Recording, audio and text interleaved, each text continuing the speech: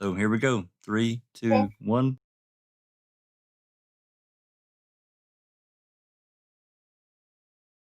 Welcome to the Foul Play YouTube channel. Hello, everyone, and welcome to our next session of Open Mic. Today's discussion is going to be about depositions, specifically Mark Rohrer. I'd like to thank everyone for coming. Those that participated in the poll. Should be a good thing to get different subject matter and making a murder realm that we can all talk about that are interesting, because there's so many areas that stretch back from 1985, even probably a little bit before, but 85 to the 85 trial and on through the years. So if you have a suggestion, let a foul play member know, or somebody that or come to Discord, let us know. It can certainly go on the list. I think our list this week was Depositions, Darlie Ridier, and what was the third one? I can't remember now. Anyone? What was the third one in the Melissa Kalinsky. Yeah, Melissa. Yeah, that's another good subject matter. Kalinsky or Darlie. Yeah. Well, those are all good, and Daniels is another good one that we can talk about. And there's so many.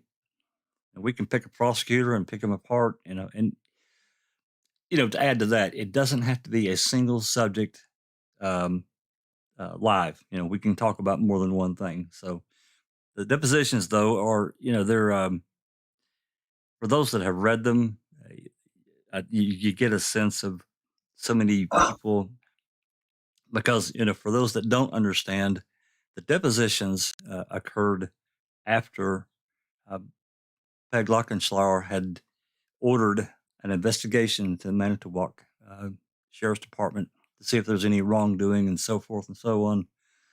And then they came back and said, "Oh, nope, no wrongdoing there. Everything's just hunky dory."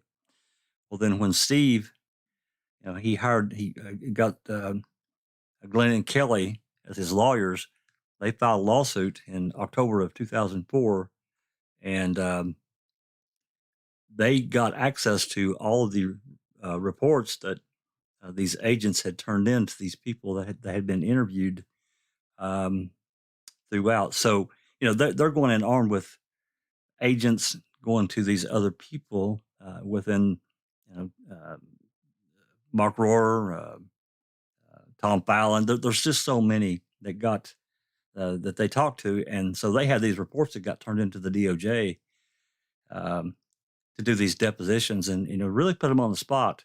And they, a lot of times they would say, "Oh, I don't remember," or "I can't recall," and some of them even tried to change what they actually told these agents that did the investigation. So it makes it really interesting and uncomfortable for them, I'm sure. So anyway, anyone here that's joined us in the open mic? Questions before I start? Questions? Darkside says she read Mark and Andy last night, and the selective memory they have drives her mad. Indeed. I agree, yeah. I haven't read all of them verbatim. I've read several all the way through, and pieces of others.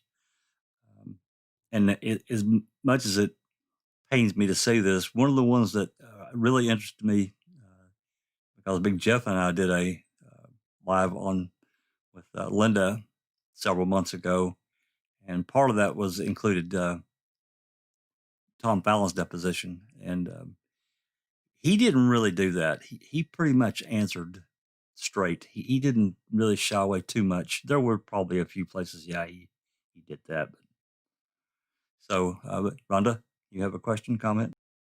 Oh, no, sorry. I'm good. All right. Well, the first thing I'm going to pop up on the screen is going to be, I can't, let me explain a little bit further. So since Andy Colburn filed his federal civil lawsuit against Netflix because they say that Netflix defamed him and made journalists made his life difficult.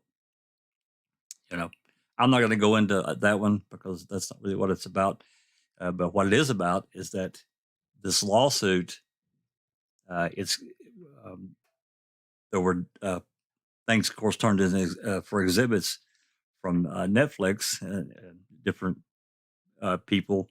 But part of the exhibits includes some of the depositions. Now, the depositions themselves, as people know, we did a fundraiser last year and we got access to all the transcripts from the depositions. We don't have the video. We didn't have enough to get that, but we do have the transcripts. And but as part of the deal with that, we can't show the full pages in entirety with the ones that we got. However, because some of the depositions were turned as exhibits, they're public record. There's absolutely nothing stopping from those 5 or 6 depositions that are exhibits to being shown. However, where I'm going to start is part 1. That is not an exhibit, so all I can show is just snips from part 1 of Mark Rohrer's deposition. But I think that it lays a good foundation to where we'll head off in talking about how he came across, and ultimately, I don't think we can finish all of Mark Rohrer today because there's just too much. But it lays a good foundation from where they start their interview, his deposition with him, and where it ultimately is going to lead to. If everyone's watched the video, at least part of the video clip that we've all seen, where Mark Rohrer looks like he's about to die and fall out of his chair because he really got put on the spot. So, with that said, think back last week, we talked about the Doug Jones memo to Mark Rohrer. And in that memo, he blatantly said that Andrew Colburn said that it was okay,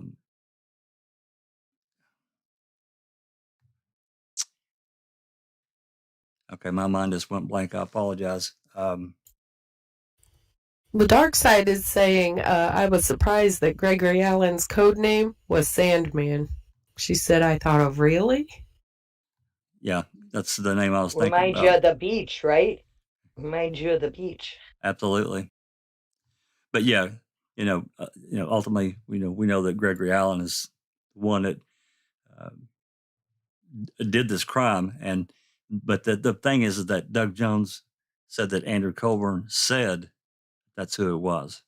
So it's a really interesting memo that he sent, and the date. But anyway, this is kind of what prompted me into talking about at least some of these depositions, so people get a clear understanding of what was going on at Manitowoc at the time and what these agents said. And then, of course, some of these people tried to get us to say, "Oh, well, I didn't say that," or "That's not my verbiage." So, anyway.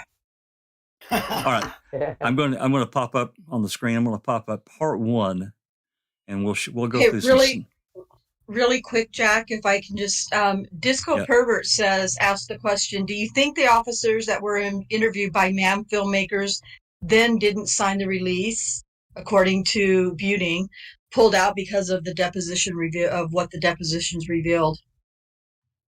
And False. Disco's on here, Doc. Huh? Yeah, she's in here. Oh, okay, sorry. Oh, well, hell. Okay, go ahead. So, that's a question that came up, and I would say that's entirely possible. And there's also the fact that Peterson, he laid down the law about talking to anyone basically about the case. So I don't know if there was threats or feeling of threat for a lot of these people are they're just like everyone else. They're just trying to earn a living. They got bills just like everyone else. So I don't know, but my response to that is it's very possible. I don't know. It'd be nice to if they did do any kind of interview with filmmakers that we could see that, and who knows, maybe that'll come to pass. Anyway, I'm going to pop up part 1, this will work here. Tell me if everybody can see that.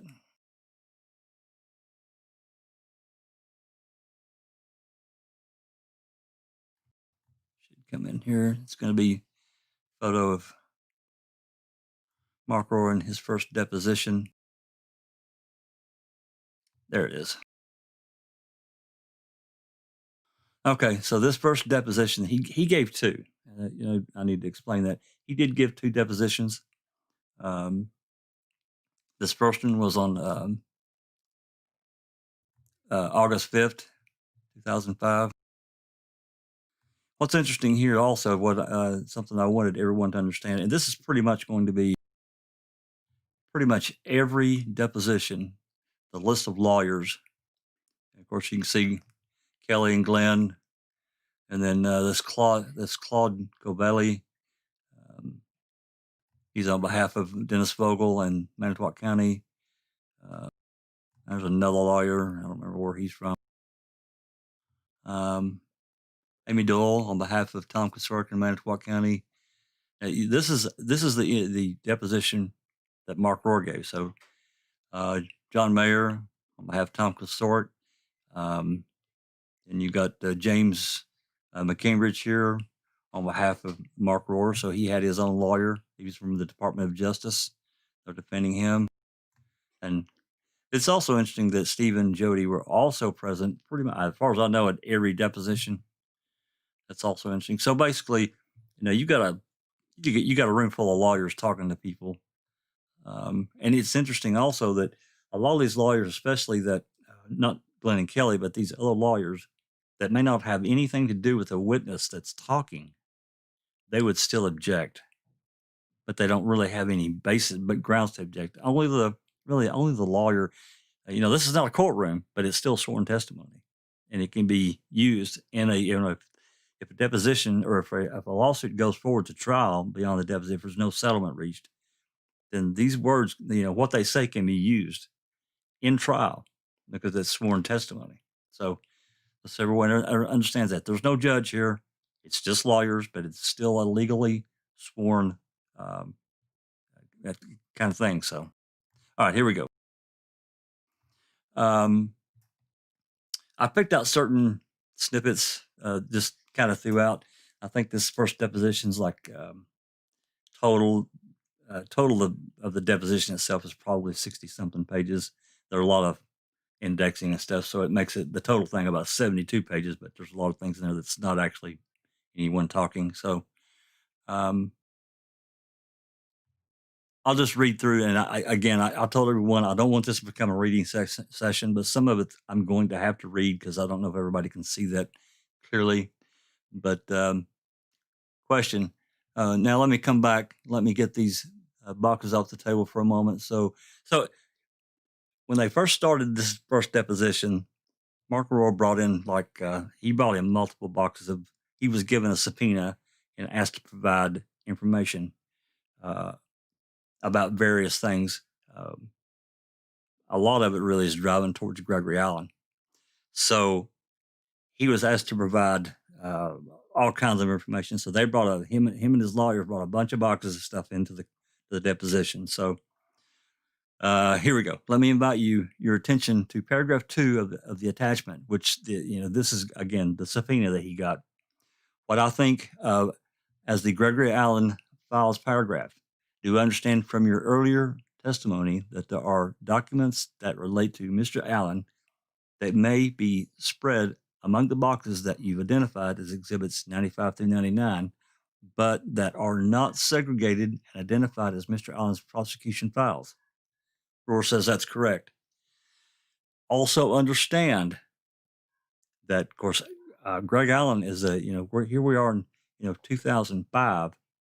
But Greg Allen, you know, he began to have issues with in around Manitowoc as far back as 1983, and there was, there are several incidences that were attributed to him. So there's no doubt, the guy's a monster. He attacked and assaulted multiple women throughout those couple of decades till he was caught. And then we move on. is there a group of files that are identified as Mr. Allen's prosecution files among the documents in boxes 95 through 99? To the best of my knowledge, no. Okay, why is that?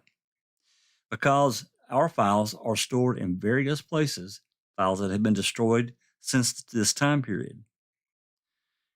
And are you telling me that your office does not have any original files relating to any cases against Gregory Allen?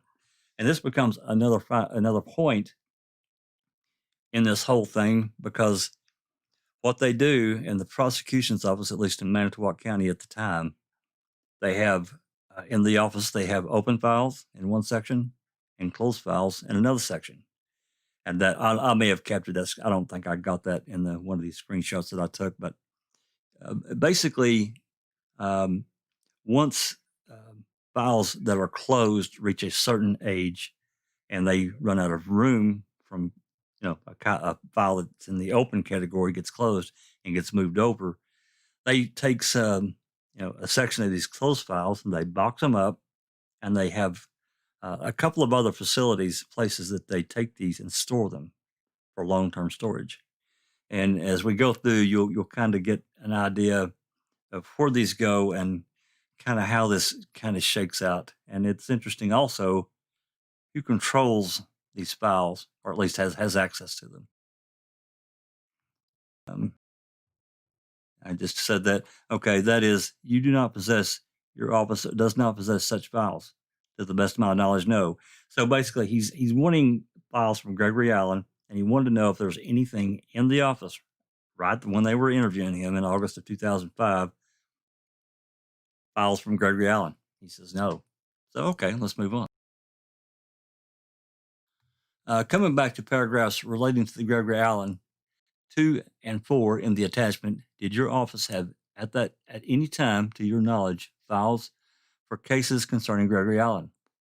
Answer: I wasn't there during that time period where you complied with the subpoena. So again, he's being a little evasive, but okay. Okay, so does that mean you don't know if your office ever had any files pertaining to the cases involving Gregory Allen? Rohrer says, I can't answer that because I was not there until September. Well, he changes it. I'm sorry. Let's try that again. Until March of 2003, when I was appointed by Governor Doyle. Now, for those of you that don't know, Mike Griesbach won this election that Mark Rohrer is serving the term for, because Griesbach did not take the office. He said, no, I won, but I don't really want it. So Governor Doyle appointed Mark Rohrer as the DA, the prosecutor for the county of Manitowoc. So, it's unclear why Griesbach is. I mean, I don't know. Maybe somebody else here does know why Griesbach. I just think there's something just really shady about that. So do I. It makes no sense. Well, I mean, there's a number of. There may be a number of reasons that he didn't take it, and so. If it was a simple reason, you would think he would just say what it is. Yeah, I don't know. It just almost feels like there's something shaking in the weeds that we've never heard. And I've wondered about it. I've not tried to dig into it any more than just the cursory research, but I have looked a little bit, and I can't really find anything that tells me why he wouldn't take that position. It just doesn't make any sense to me. Very strange. Well, suppose he got wind of enough stuff to understand the corruption in there, and could you imagine, having any of that responsibility on your shoulders? Well, that's possible, Sammy. I thought about that and thought about, if he heard rumblings of, testing being talked about and done for various things. And I don't know, because he was involved in the 85 case. So that's possible. I don't know. I hope someday we'll find out. Okay. Any more questions before we move past this slide? I think I've got there's 10 or 12 of these that I've snipped out. So not too awfully many, but a few. Okay. Okay. All right. Okay. So Was any effort made to search the blue building or the area described as the basement of their courthouse being behind B15 for files relating to Gregory Allen? Before I move on, these are the two set areas where old closed files are kept. The blue building or in the courthouse as being let behind B15. It's I think that's one of the courtrooms. They have a large storage area apparently.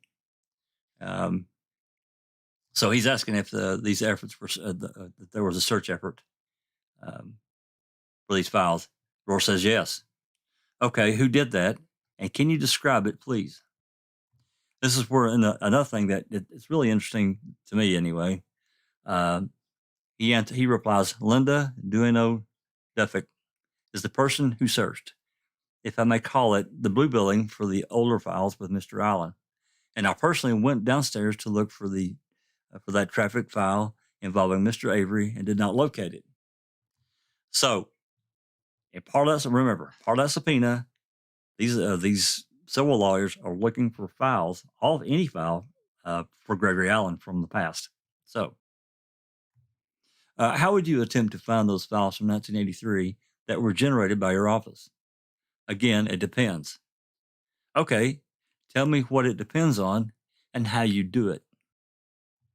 I guess, first of all, we would do is see if we had anything in the office. The second thing we would do is that Yvonne Circus, Circus in my office would contact Linda Duffick and ask if there were any of those files in the blue building. And then we would wait for Linda Duffick to produce those files to us. So as you'll find out, this Linda person does not work for the prosecutor's office at all. They make a call to someone else. So this person named Duffick is not an employee of your office. Is that right? Answer, correct. She's employed by the Public Works, Manitowoc County. Question, do you know whether there's any index kept of the district attorney files in the blue building? Answer, to the best of my knowledge, no. Question, do you have any idea how she would carry out that search? Answer, I've never watched her do a search. That's just a policy that's been mandated by the Public Works to us. When we're asking for those types of files, we follow that mandate. If you did that and you discovered that your office, through predecessor district attorneys, have prosecuted Mr. Allen in 1983, 1985, 1986, how would you go about locating your office files relating to those prosecutions? Answer, I'll look in my office first to see if it was there, but realistically, I know the answer would be that if we did that, have such a document or file, it would be in the blue. He's going to say building. I didn't capture that part of it, but it's in the blue building. Question, where did you get the materials relating to Mr. Allen that you produced today? This is the interesting thing. They were in the original district attorney's files involving Mr. Avery.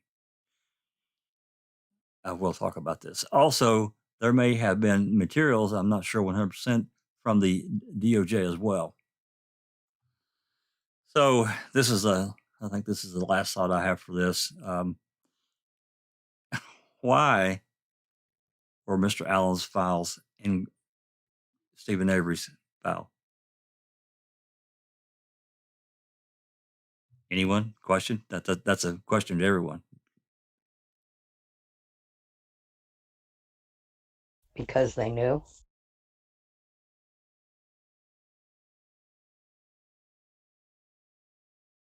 Yeah.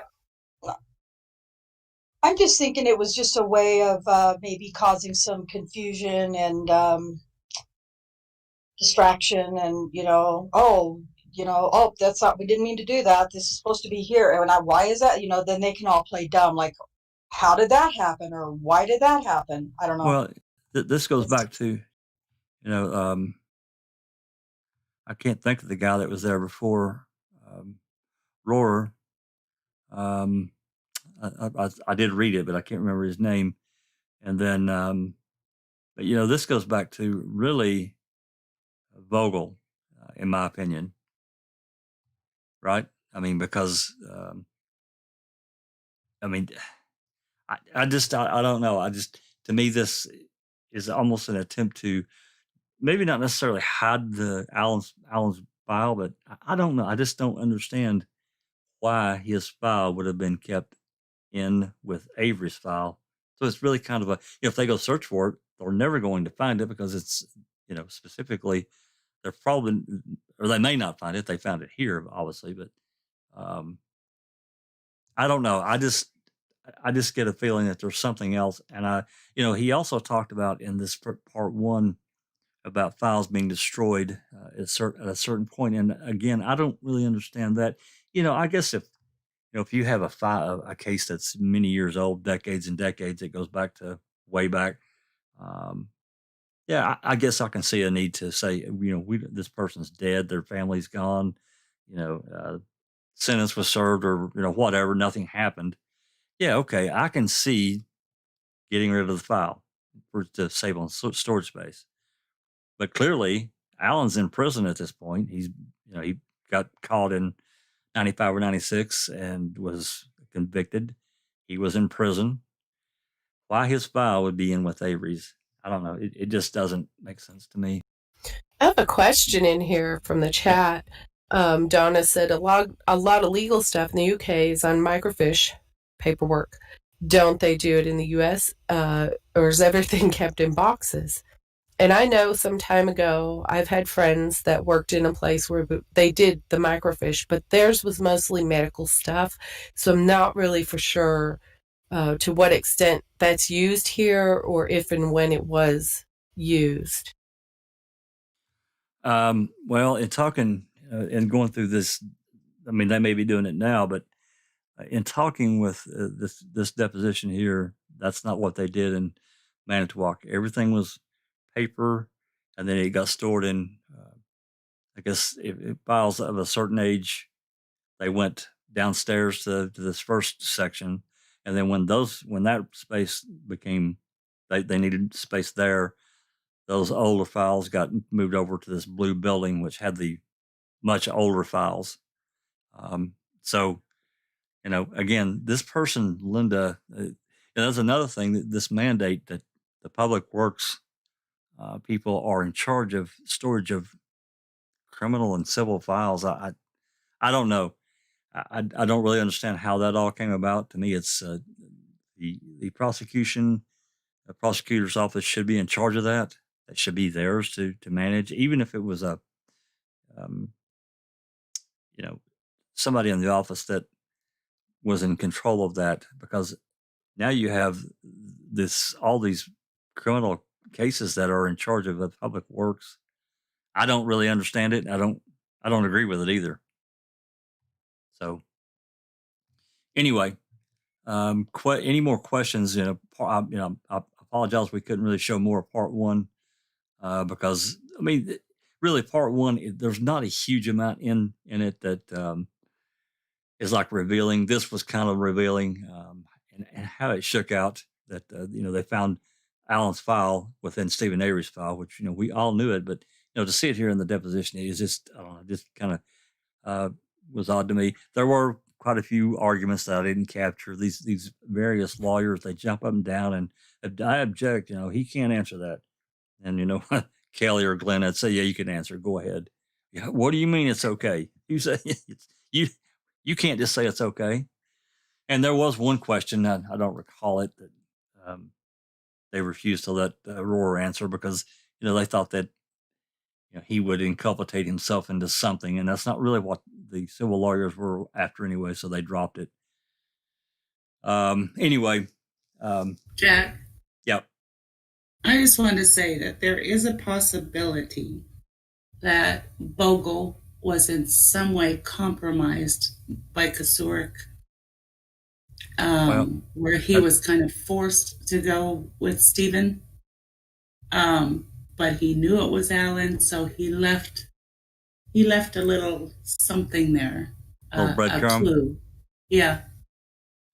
That's possible. It's possible. Well, as we know, Bogle left in '88. He got out, and And he resigned early. It wasn't like he lost an election. He left. He got, he was I don't know how long their term is for. I think it's 6 years. I could be wrong, but regardless, he left in '88. He left, dropped out of the prosecutor's office and went into private practice somewhere out of Manitowoc County. And So that's pretty interesting. Right well, there. it is to me too, because there was a lot of even in '88 there was rumblings after the trial from Avery's side and his civil or his appeal attorney. So I don't know. Maybe he saw the writing on the wall, and like I said, maybe he left a little breadcrumb there. I don't know. We all feel sure that he did alibi Allen, but I just If don't you get were it. compromised and was forced, that's Yeah, an because explanation. well, clearly, we all know that Kasork wanted Avery. He wanted him locked up, and he got him. So, And we and all he know did. he was the Don. Oh yeah, absolutely. Yeah. All right. Any Just a questions? thought. Oh, I don't disagree. I really don't. Any questions, comments before we move on to part two?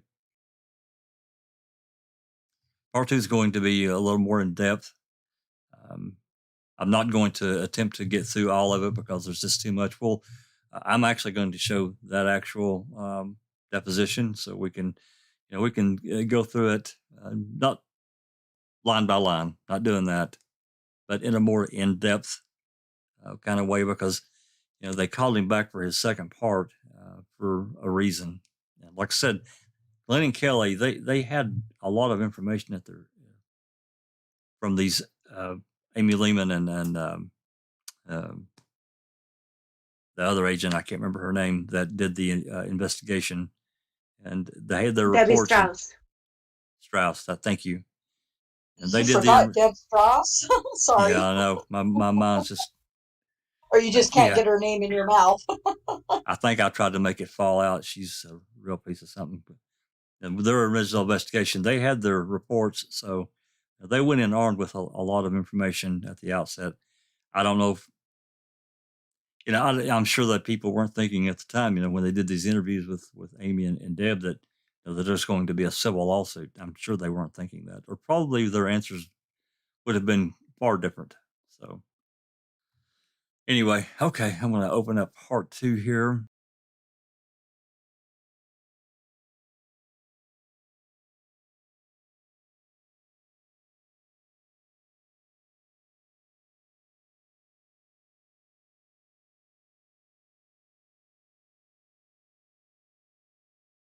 Should pop in there.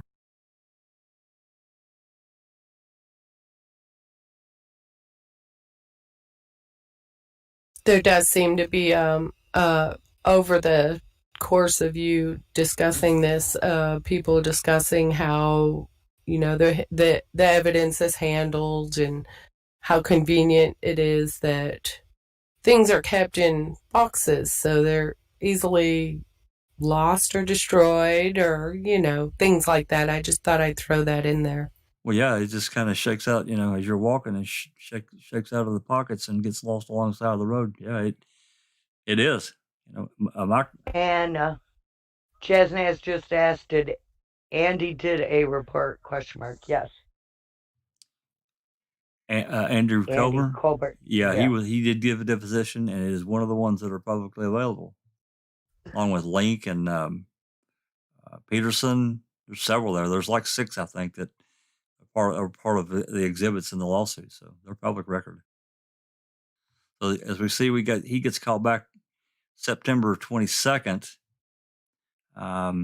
which is a little over a month later, for his second interview. And again, as we can see, we go with the lawyers.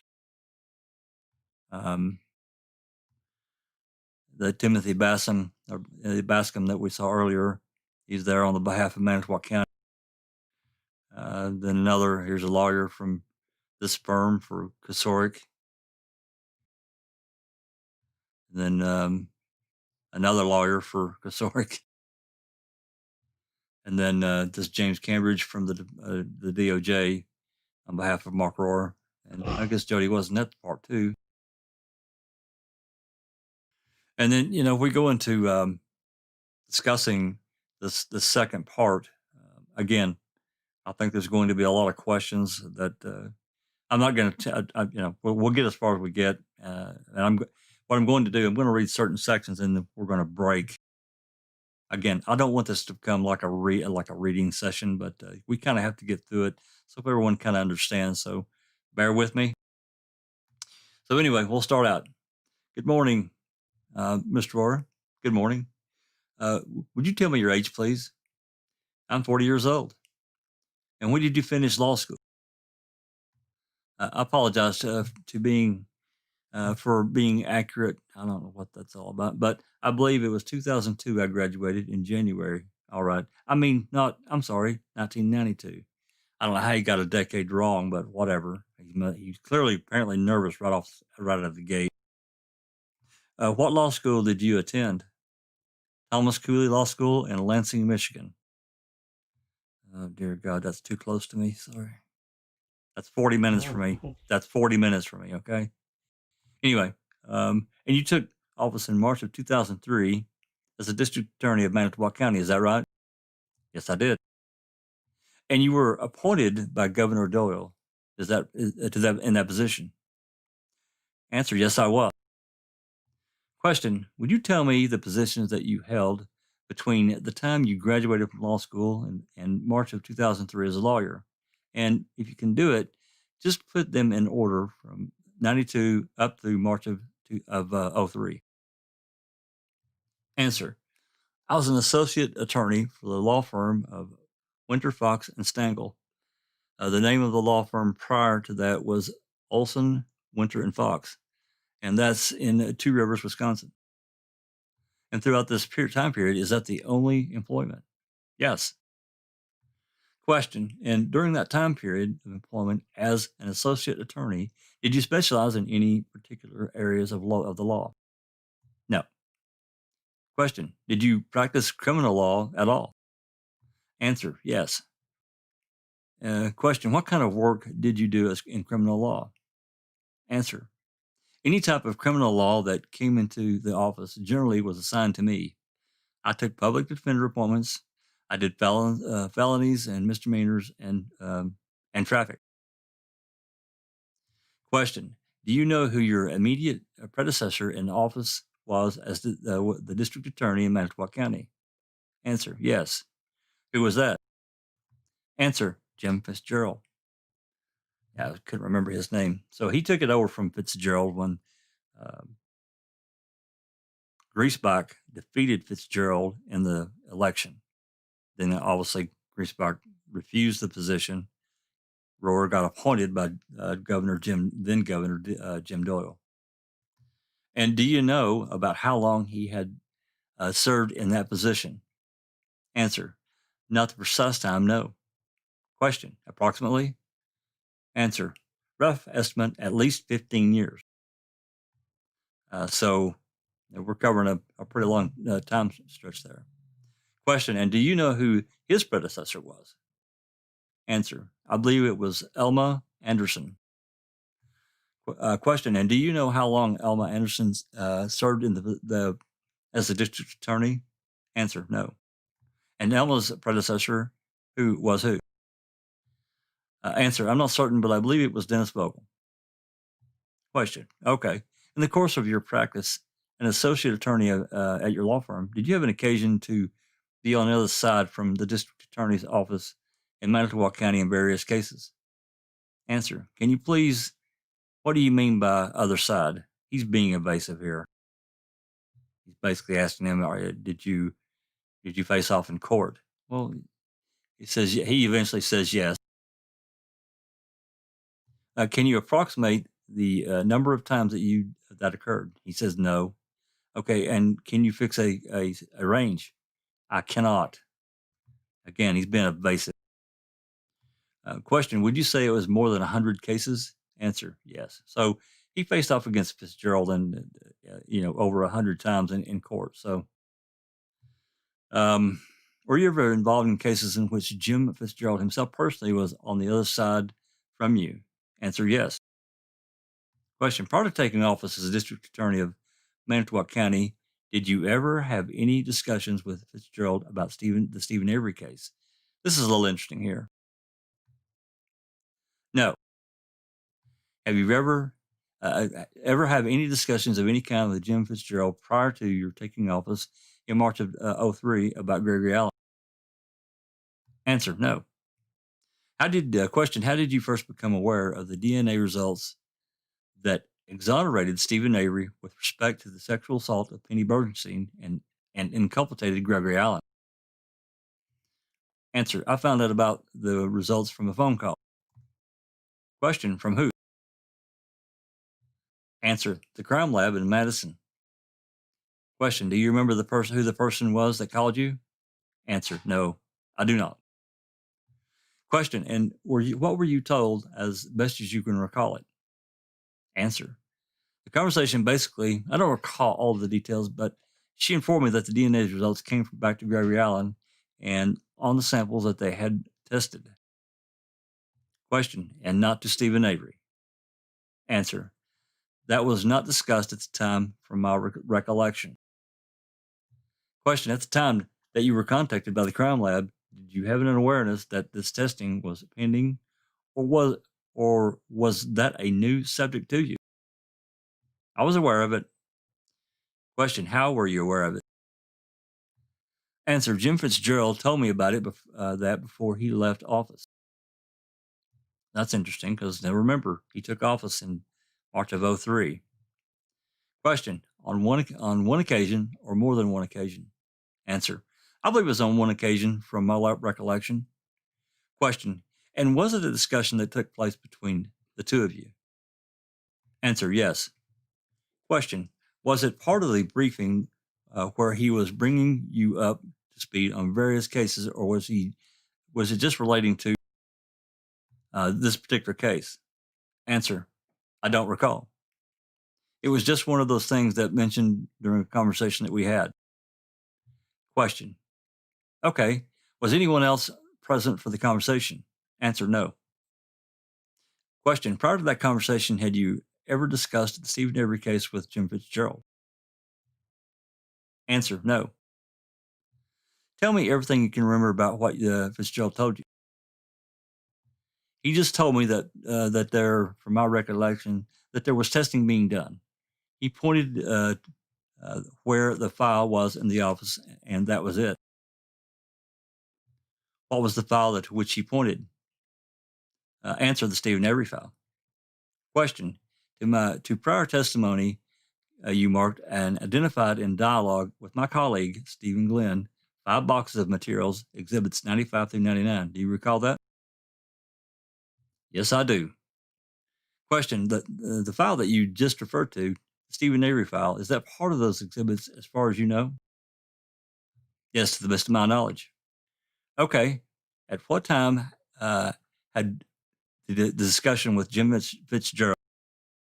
It was known to you as the Stephen Avery file, and it was segregated as such. Is that right? In my office, yes, which was his former office. So the file itself was in Fitzgerald's former office, your office after you took office. Answer, correct. I'm not going to get into where Fitzgerald went. Before I move on, is there any questions, comments, concerns, anything that I'm just basically reading here so everybody kind of gets an idea? There's a question from Donna. It says, I haven't read all what AC has filed in his papers in this final case, but is any part of it in relation to Stephen's first wrongful conviction, or is it only based on second? To the best of my knowledge, Andrew Colburn sued Netflix for defamation, and there may be something else attached to that. I don't know if there's specifically anything about that. I don't recall anything. This is really more about, Andrew Colburn has said that he's received death threats, and just his family's been threatened. It's damaged his career, his good name. That, and It's just a whole range of things. Apparently, he's gotten I think he submitted into trial 28 or 30 CDs. I can't remember exactly. CDs worth of information of threats and so forth, and text messages and just all kinds of various media. He turned that over to the court, and this is in relation to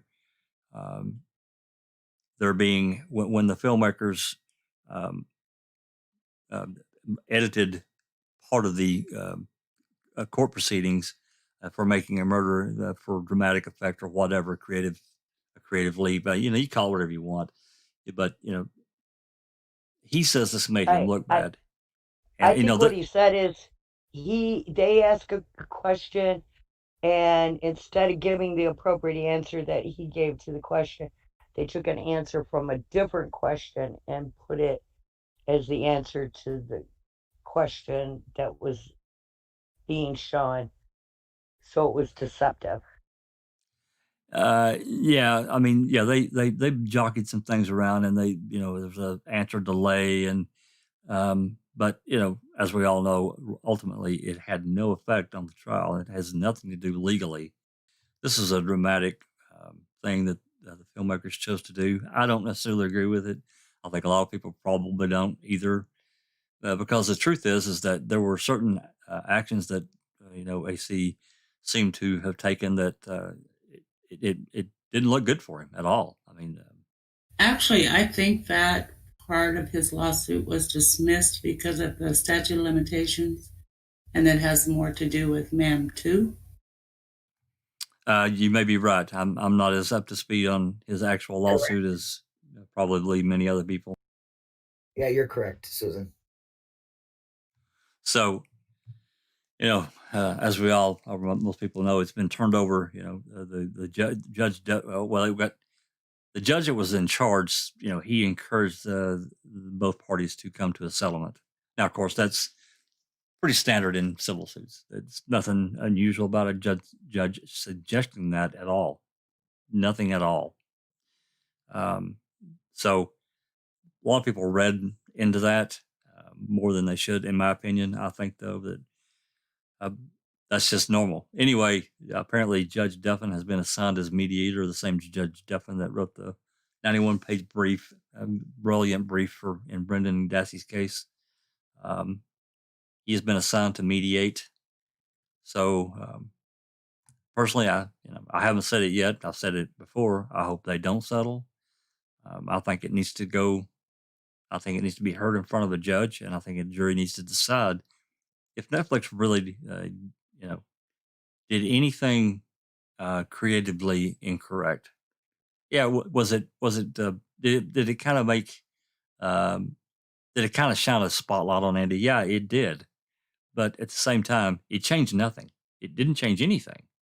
So he had, every opportunity to correct that and just move on. But anyway, any other questions or comments? And I don't want to just sit here and read this entire time. That's not what this open mic thing really should be about. Looks good to me. Go ahead. Okay.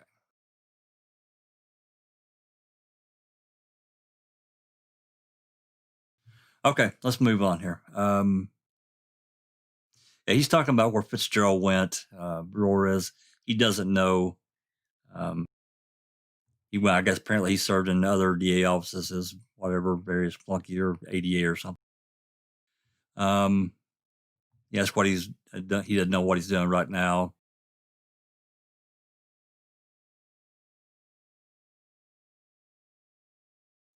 Okay, line 3 here. We're going to start. Question: Since the time of your last deposition, have you made any further search for any documents concerning Gregory Allen or Stephen Avery? Answer: I have not. To your knowledge, has anybody at your behest done so? At my request? Question: At your behest? Answer: I'm sorry, I don't know what you mean by behest. Forgive me. At your request? At your inquiry?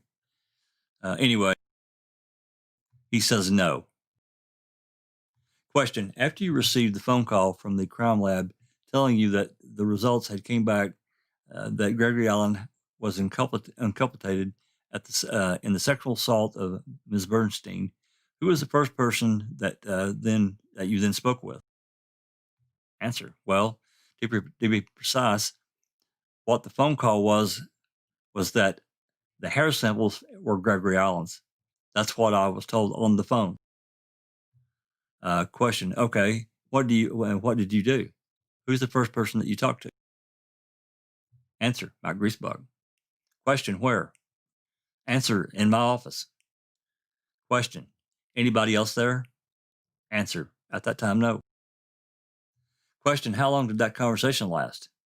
Answer: I don't recall. Huh. Okay. Question: what did you do? What did you tell Mike Griesbach? Answer: I told him about the phone call, and we had to decide, what we were going to do on the basis of that phone call. Question: let me just back up a little bit. As I understand it, the conversation that you had with Fitzgerald about the pendency of the crime lab's examination of the samples in the Stephen Avery case took place shortly after you won and he lost the election. Is that right? I didn't win the election. Who won the election? Mike Griesbach. Question: how did it come to pass that you had become district attorney? Answer: Mike Griesbach did not take the office. He declined it. And when the appointment process took place, I applied for it and was appointed by Governor Doyle March 17, 2003. Question: the conversation that you testified to earlier with Jim Fitzgerald took place shortly after you took office. Answer: it took place after I was in office and before he left the office. Question: and about how soon after you took office did he leave the office approximately? At most a couple of months. Question: okay. Answer: maybe less. Question: so let me ask you this. From the time that you had the conversation with Jim Fitzgerald until you received the information that you were told about that you received from the crime lab, did you have any discussions about Stephen Avery case with anyone in your office? Answer: no, I did not. From my recollection, no. And a question: did you take responsibility for the then pending case file and the crime lab inquiry during the period of time between when you took office and when the information that you told us about came back from the crime lab, or was that file assigned primarily to someone else? Answer: the file was left in the office. Nothing was done with it. Question: did you consider at the time did you consider that it was assigned to anybody? Answer: at that time, no. Question: okay, again, for the same period of time, the period of time between when you were informed by Fitzgerald and up to when you received that phone call from the crime lab personnel, did you have any conversation with any other person outside the district attorney's office about the Stephen Avery case? Answer: no, I did not, from my recollection. He always had that little caveat to give him an out. Question: when you took office, were you in any fashion, in your own knowledge, aware of the Stephen Avery case? This is interesting here. He asked him if he's aware of the Stephen Avery case. And I know for sure that had been blasted all over the hell and back. Answer: no, I was not. Okay, whatever. Question: so the first you knew of it was when Fitzgerald briefed you to the extent that he did on the case? Answer: that's correct. At the time. Yeah. I mean, really? It was a huge case. It was. Come on, let's get real here. It had to be everywhere. Did you see his face, even in that snippet they had in Making a Murder? He looks so guilty that he's like, oh yeah, I know, I'm a paper, and you know what I mean? There's absolutely no way he did not know about it being in his position. No way. Well, I think, I don't know where Rohrer is from originally. I mean, he clearly ended up in Manitowoc. I don't know if he, just came to Michigan to go to law school. I don't really know that background, but didn't he just say he worked for a law firm in Two Rivers? He did. He actually worked for two law firms in Wisconsin prior to getting appointed. So, and he knew nothing. I find that so much of a lie. I do not believe that for a second. No, neither do I. Not for 1 minute. These were going on when Stephen got out of the jail. It was all over the news and everything like that he'd been exonerated through DNA and everything like that. And you're trying to tell me that he didn't see anything of that or hear anything about it. There would have been talk about that in every lawyer's office and every police station. Well, even Kratz said he was a superstar. He had star, you know what I'm saying, whatever words he chose to spit out of his mouth. But he did say everybody knew about Stephen Avery. So I find it very impressive. But Alice, we're talking about before he was exonerated. Is that before he was exonerated, right? Yeah, that's what we're talking about. Depositions were before he was exonerated? Not the depositions, but when he took office. When he took off.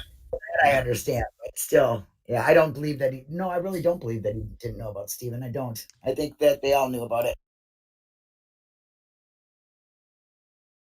Well, I think it's, it's questionable in my mind. I mean, I don't want to call anyone, a liar or anything like that, but, it comes out, I don't know, it just doesn't wash out to me. If he's been around Wisconsin a lot, I mean, I don't ever remember anything nationally about Penny's case, prior to anything coming out about, the 85 or the 2005 case.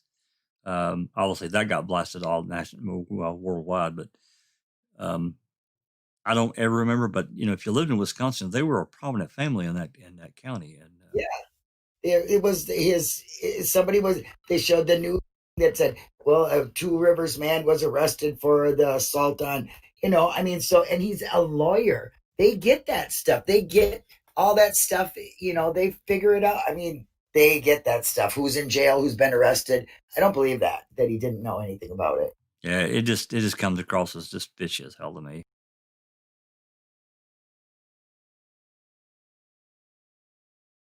Okay, if there's no more questions, comments, let's move on a little bit. Let's see here on page 15. At the time you received the phone call from the crime lab, was Gregory Allen known to you at all? No, it was not. So it was a question. So it was a completely new name to you when you got the call from the crime lab. Answer: yes. Question: I'm going to show you what's been marked as Exhibit 123 and ask you to take a moment and examine that if you would. Now, I apologize. We don't have the exhibits. We'd like to get them, but that's not really anything. There's not really anything we can do about it. I think Kelly has them. One of the civil attorneys has them. I'm almost positive. But would he be willing to part with them? I don't know. I wish he would, but anyway, it's a conversation for another day. So he's looking at Exhibit 123. And this, Mr. Cobelli, is this the September 18th? Mr. Kelly, no, this is September 4th. Mr. McCambridge, off the record, why don't we give me? They go off the record and come back. Mr. Kelly, question: Mr. Rohrer, have you finished examining the document? Answer: Exhibit 123. Yes. Answer: yes, I have. All right. Have you seen it before today? Answer: yes, I have. Question: and what do you understand it to be? Exhibit 123 identified. It is a memo from Mike to me, or not to me. It's a memo that Mike prepared in regard to the case from the conversation that took place on September 3rd. Question: all right. And this is this is Mike Griesbach's recording and writing of the conversation he had with you after you received the call from the crime lab. Answer: yes. Is there anything in there you think is inaccurate? Answer: the only thing that I'm not sure is if it's in box 1 or box 2, but the rest of the document is accurate. Question: is there anything there that you recall of the conversation between you and Griesbach that occasion that you want to add, and what is recorded in Exhibit 123? Question: we may have discussed, like I said, other things, but I don't recall exactly verbatim what was said.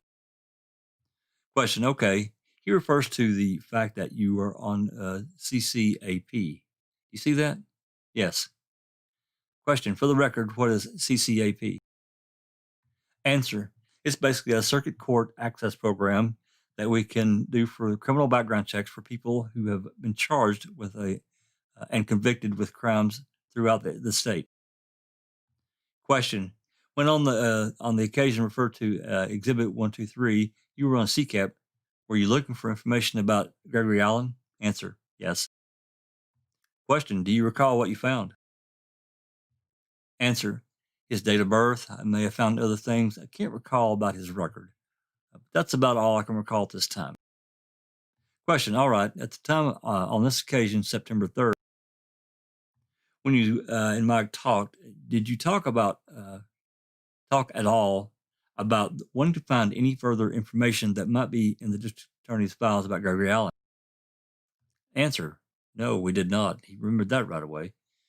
Question, at any occasion after that, what did you have any such conversations with Mike? Answer, no. You're saying that you're saying to look for other information regarding Gregory Allen in the file? Question, in any file anywhere in the DA's office? Answer, no.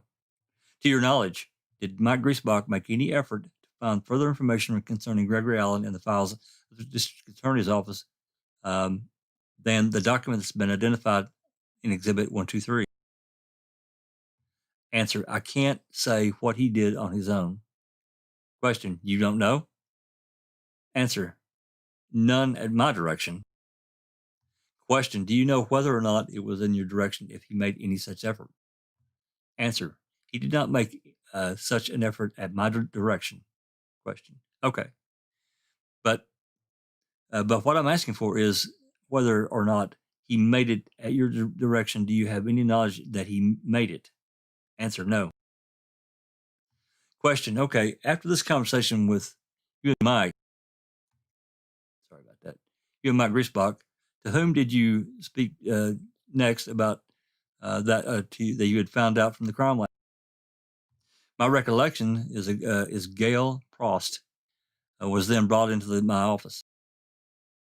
And who's Gail Prost? The assistant district attorney in the office as well. Question, and was she brought into the office at your direction? Answer, yes. And why did you ask to see her? Answer, I wanted to discuss with her about doing some legal research in regard to Mr. Allen. Question, tell me, what did you recall of those was Mr. Griesbach present when you spoke to Gail Prost? Answer, I believe so. From my recollection, yes. Question, tell me what you recall of the discussion on that occasion that you had with Gail. Answer, I was going to have her check out the statute of limitations issue of whether or not Mr. Allen could be prosecuted potentially if the case would arise after doing research through the file. Question, when you say after doing research through the file, tell me what you meant by that at the time. Answer, is after Mr. Griesbach and I were going to review the file to determine whether or not we should have the case dismissed against Mr. Avery. Question, so what did you direct Gail to do? Answer, to start doing some potential legal research if we could charge Mr. Allen. Question, did you speak to her and seek out any further information that might be available concerning Mr. Allen? Answer, I did not. Question, did you have any knowledge at the time whether Mr. Allen was incarcerated? Answer, I looked at CCAP. That was my only basis that made my determination that he was incarcerated at the time. Question, so based on what you saw in CCAP, you thought he was in jail at the time? Answer, at the time of our conversation? Question, at the time of your conversation with Gail? Answer, yes. Question, where was he incarcerated as you reviewed CCAP? Answer, I didn't know where he was incarcerated. I just knew from the CCAP he had a sentence and he was serving. Question, did you know what the sentence was? Answer, I don't recall the precise sentence, no. Question, well, at the best of your recollection of what you discovered about Mr. Allen when you looked at CCAP and talked to Gail Frost about it. Answer, there was a prison, well, I didn't talk to her about the prison sentence. There was a prison sentence on CCAP that Mr. Allen was serving. Question, do you recall what the length was? Answer, not off the top of my head, no. Question, do you recall what the crimes were? Answer, not precisely, no. I'd have to look at it. Question, well, generally, what's your best recollection? Answer, I don't want to guess. I'd have to look at CCAP record to be sure. Question, I know you don't want to guess. I'm just asking you what your best recollection is. Answer, it may have been sexually related. See, he danced all the way around that. He knew damn well what it was, and he didn't want to answer. Question, okay, did Mr. Griesbach have any conversation with Ms. Frost at that time? Answer, I don't recall. Question, after you and Mr. Griesbach spoke with Ms. Frost, well, strike that. Let me ask you, what did you tell Ms. Frost when she came in to see you about what you had heard? Answer, heard from what? Question, from the crime lab. Answer, I don't recall precisely what I said to her. My only recollection is about the researching statute of limitations issue on Mr. Allen. Question, did you tell her what you had been told by the person from the crime lab? Answer, again, as I said, I don't recall precisely what I said to her. Question, I'm not asking for precise recollection. All I'm asking for is your best recollection. And I don't answer, and I don't want to know for sure what I said. Question, you don't have to know for sure. Just tell me what your best recollection is. Answer, the only thing that I can recall I talked to her about is the statute of limitations issue. I don't know what else I talked about to her. Okay. Answer, it may have come up, but I don't know. Question, all right, after that conversation with her and Mr. Griesbach, with whom did you next speak with about what you've been informed by the woman from the crime lab? Answer, I don't recall. Question, did you at some point decide to call Mr. Tinker at the Attorney General's office? Answer, I did. Now, Mr. Tinker, for those that don't know, he is another level above really like a Tom Fallon. Is my best recollection. I have to go back to get his precise title. But Tinker really is the one person in the Attorney General's office that assigned various cases to the various attorneys within the office. So that's who Mr. Tinker is. And he does have a deposition. I don't think it's that long, and I don't remember anything. I just can't remember right now. I've read too much. And I can't recall precisely if there's anything really, really interesting in his, but if there is at some point, well, I'm sure we'll be talking about it, because the depositions they're really important in my opinion. But anyway, so he called Mr. Tinker. Question, at the time that you decided to call Mr. Tinker, had you made any further announcement in your office concerning what you have been told by the person at the crime lab than what you've already told us about your conversation with Mr. Griesbach and Ms. Frost? Answer, could you repeat the question? I apologize, asshole. Let's read it back. So the court reporter reads it back. I don't recall. Question, do you have any recollection of announcing to other members of your staff and office that the crime lab had made the determination that Stephen Avery was exculpated and Gregory Allen was inculpated in the matter of the sexual assault on Penny Bernstein? Answer, yes, I do. Question, what's your recollection of that? Answer, I probably told the office about the situation, that we were not to discuss it outside the office and kept it within the office. Question, tell me your best recollection, precise or not, about the words that you used when you told the office, as you put it, about the situation. How did you describe the situation? Answer, I don't recall. Question, you have no recollection of that? Answer, I don't recall what I said. Question, do you recall generally what you said about it? Answer, like I said, I made the announcement and I don't recall the words I used other than what I've already told you. Question, meaning you said something about the situation? Answer, yes. Question, do you recall whether you were told the office was the substance of what you had been told by the woman from the crime lab? Answer: I don't recall if I mentioned specifically about the crime lab. Question: do you recall what you were told about Stephen Avery? What you told them about Stephen Avery? Answer: no, I don't recall precise. I don't recall. Question: did you use Stephen Avery's name? Answer: yes. Question: do you recall what you told them about Gregory Allen? Answer: no. Did you use Gregory Allen's name? Answer: yes. Question: do you remember who was present? Answer: no. Do you recall whether Brenda Peterson was present?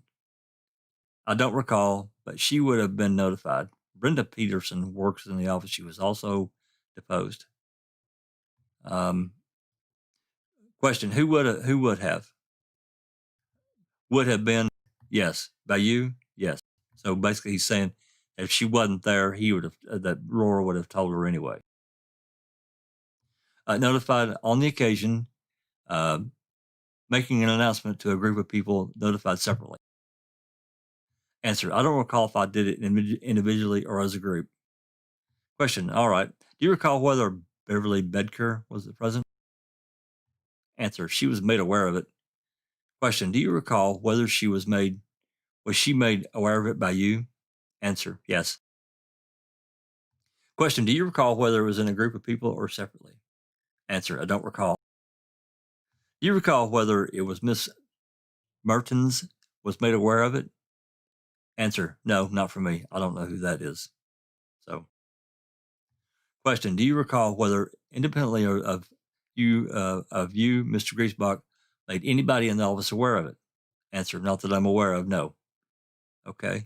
Question: okay. Answer: other than he was present for the conversation with Miss Price. Question: all right. At the time that you made Miss Peterson and Miss Bedker aware of it, had you already spoke with Mr. Tinker? Answer: I don't recall. Question: how many conversations did you have with Mr. Tinker about the Stephen Avery matter? Answer: I don't recall. Question: can you estimate them? Answer: I talked to him about it on a couple of occasions. I don't know the number. Question: you talked about him on the phone or in person? Answer: both. Question: in person, you talked to him in Madison, is that right? Answer: yes, but not in Manitowoc. Answer: no. Question: were you in Manitowoc? You talked to him by phone? Answer: correct. Question: meaning he didn't come to Manitowoc? Answer: correct. Question: when you went to Madison, were you accompanied by Mr. Griesbach? Answer: yes, I was. And you brought with you the Stephen Avery file from the district attorney's office? Answer: we did. Did you bring anything further? Answer: we just brought the file. Question: all right. Can you tell me how many times you spoke with Mr. Tinker before you went to Madison and brought the file? Answer: I don't know. Question: when you got to the Madison, did you speak with Mr. Tinker? Answer: yes. And question: did you speak to anybody else? Answer: yes.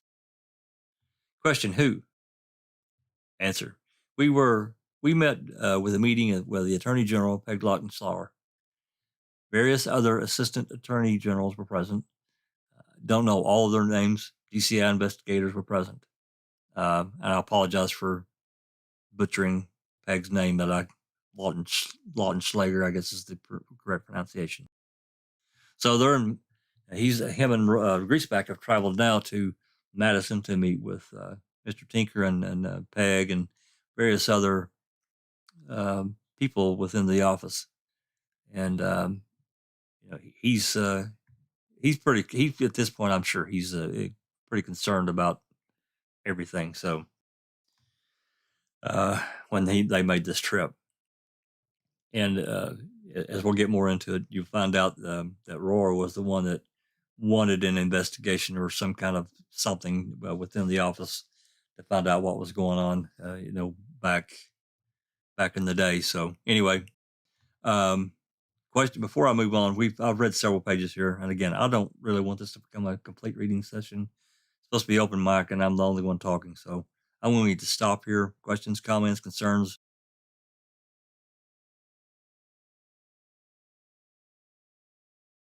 B? Well, they were saying he was all over the case like a couple of venereal diseases that I probably shouldn't name. And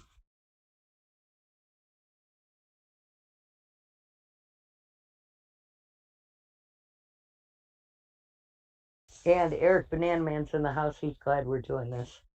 Woohoo! Banana Man.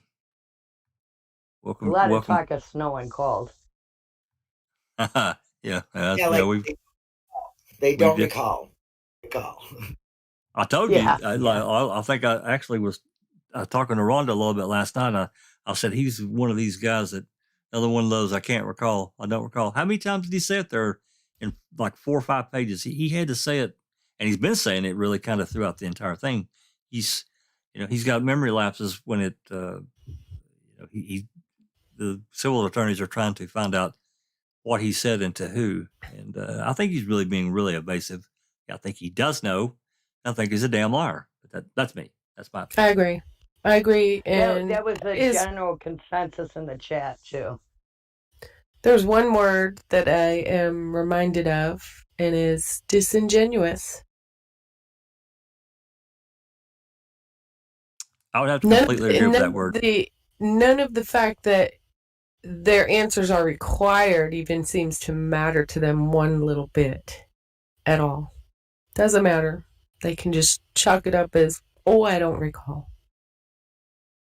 Well, for people like them, they look at, I'm sure the very first thing that, because all these people are lawyers, or have been around it, they're looking at how how's this going to affect me? How can I be affected personally, and based on what I answer? So, their first rule of thumb is just to be evasive. T1 says, J Jack, thank you for reading this very frustrating deposition. You can't imagine how frustrated the civil attorneys were. Well, I'd have to agree with that 100% because, for those, Banana Man's well aware. I'm sure he's read them. It's really frustrating because these people were caught red-handed because Glenn and Kelly had these various reports where these people were, I guess for the most part, honest with these agents because they didn't really think about anything coming out later that could make them look bad. So they just told them, and now here they are getting sued civilly, and these lawyers coming in with their answers that they've given these agents, and they're like, oh my God, I can't believe it. I remember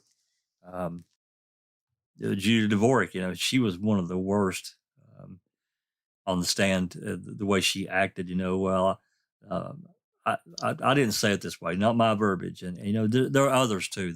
I just pick her because she's low hanging fruit. You took the words right out of my mouth there, Jax. That's what I was going to say. Even if when they say, "Oh, I don't recall," you give them something that they have supposedly have said in black and white, and they change it to, "Oh, it's not my verbiage." Right, they're trying to run from what they've told these agents, and they can't get away from it because because it's there in black and white, you know what I mean? So they can't turn around and say, "Oh, well, I never said that." Well, you must have said it because it's there in black and white. Absolutely. So Eric the Banana Man liked the disingenuous word.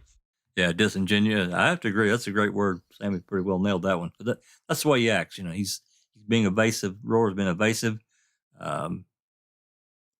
It's hard to say exactly what he knows because he came into the game late, and this kind of got dumped in his lap. I can't say as I feel bad for him because he did put his name in the hat to get selected in this position because Griesbach, declined to take the seat once he got elected. So, you got to take the good with the bad, right? And being in that hot seat, hey, he got a whopper laid on him. But again, that's just part of the thing, I don't, we'll get more into it. I guess, we'll get as far to it as we can because, that's another frustrating part about all of this is that, we have a vacuum of information, things that we can't get. We can't get our hands on. That we're blocked at a certain point, so we can only take it so far, and then it becomes a speculatory thing. We can make an informed decision, I guess, best way to put it, to come to some kind of conclusion. But I think that once it's all said and done, um, and other information comes out, I think that maybe we're going to be surprised as to maybe some other events that went on in the case. We've talked about so many areas of the case that we seem to reach a drop off point. And I'm not talking about these little rabbit holes that we jump into that really lead nowhere. We literally can't go anywhere with it. I try to, I'm not saying I discount them, but what I'm saying is that it's like driving down a road and you turn off on another road and it's a dead end. And there's absolutely nowhere to go. It's woods all around. There's nowhere to go. And we have nowhere else to go for information. I try to move past those and not consider them anymore because I can't. I can't do anything with it. So I try not to carry those with me. But there are other areas in this that clearly there's more information and we don't have it. They pulled it. They're sitting on it. It's been lost, destroyed, whatever. So that's my hope that, when it's all said and done, a lot of this information will come out. I got to think, yours and Rookie, they've been persistent and persistent. And, they were able to get another, I think it's another 23 or 20, I can't remember exactly. It's 20 something DCI reports recently that they got. It's been posted. They're on the Foul Play website. I haven't read through all those. I think some have. I believe Jinx was going to read through some of them. I've read through a few, but I haven't gotten all the way through them. There's one report from Fassbender that's like 30 something pages, but it's interesting in that report. He lists the way that report's written, and they're publicly available. There's nothing secret about it, so anybody can get them at the Foul Play website. I don't know if Kat's here or not, but if Kat's here, maybe she could throw a link up. Thanks to yours, though, I appreciate it, and Rookie too, for getting that stuff and sharing it with everyone. But one report that Fassbender wrote was 30 something pages, and it's kind of a strange how it's written because it's not like a header page and then 25 or 30 or 30 pages of written stuff. It's not like that. It's you just have to look at it and see. The first report is I believe it's an interview that Barb gave on November 9th. And then I can't remember the second report. I'm talking about like in one report after another. I can't remember how how they're listed, but I'm going to try to get through them and see if there's anything interesting. And, if anybody else does and sees something they want to talk about it, hell, jump on Discord and get in the conversation. It can't just be me talking. Need other voices. Inura says most welcome. Oh, yeah. Awesome. I'll have to give him a... Galataki's arrived. Oh, there's Gala. Yeah, he said he was going to try to jump in. Happy birthday, son. Love you. Today is birthday number 31 for Galataki. Happy birthday. Happy birthday. He's an old man today. Happy birthday. I'm sure he's working a couple of jobs, so I'm sure today this is probably feeling it.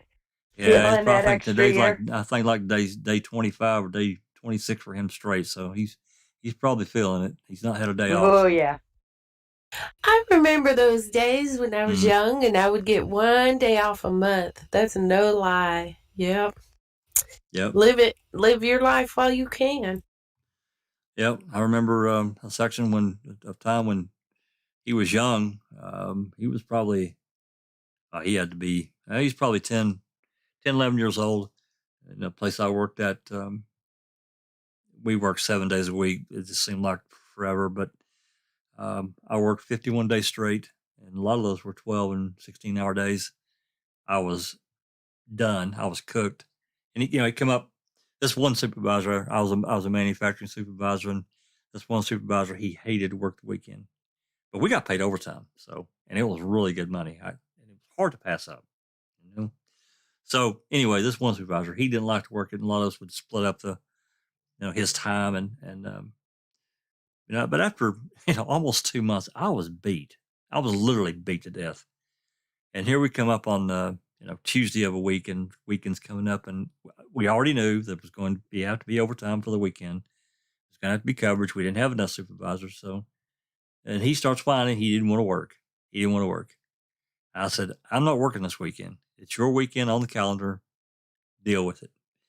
He didn't want to do it. He didn't want to do it. He goes to our boss, and then he goes to the plant manager actually, and they're coming to me. I said, look, I'm not working. It's his weekend. I've worked countless weekends for him, and so have the other guys. He can do a weekend. He can make that sacrifice because I'm beat. Well, we need to talk about this. I'm done talking, guys. I'm done. So he ended up having to work. Anyway, fun times.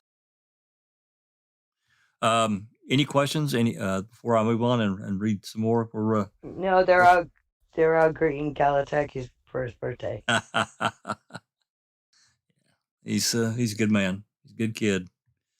Really proud of him, and what he tries to do for his life and his family. It's been issues, but he's taken control, and he's done a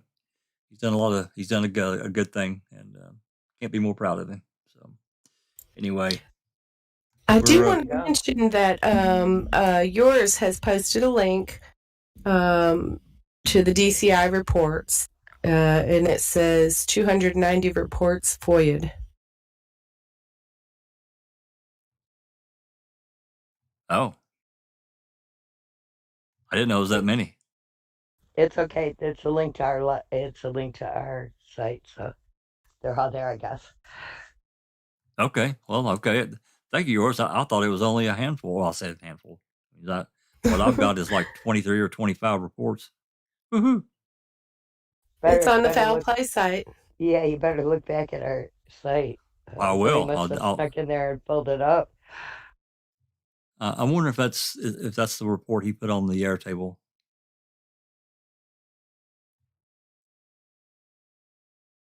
Yours is that the Airtable link? Maybe I didn't go all the way through it like I should have.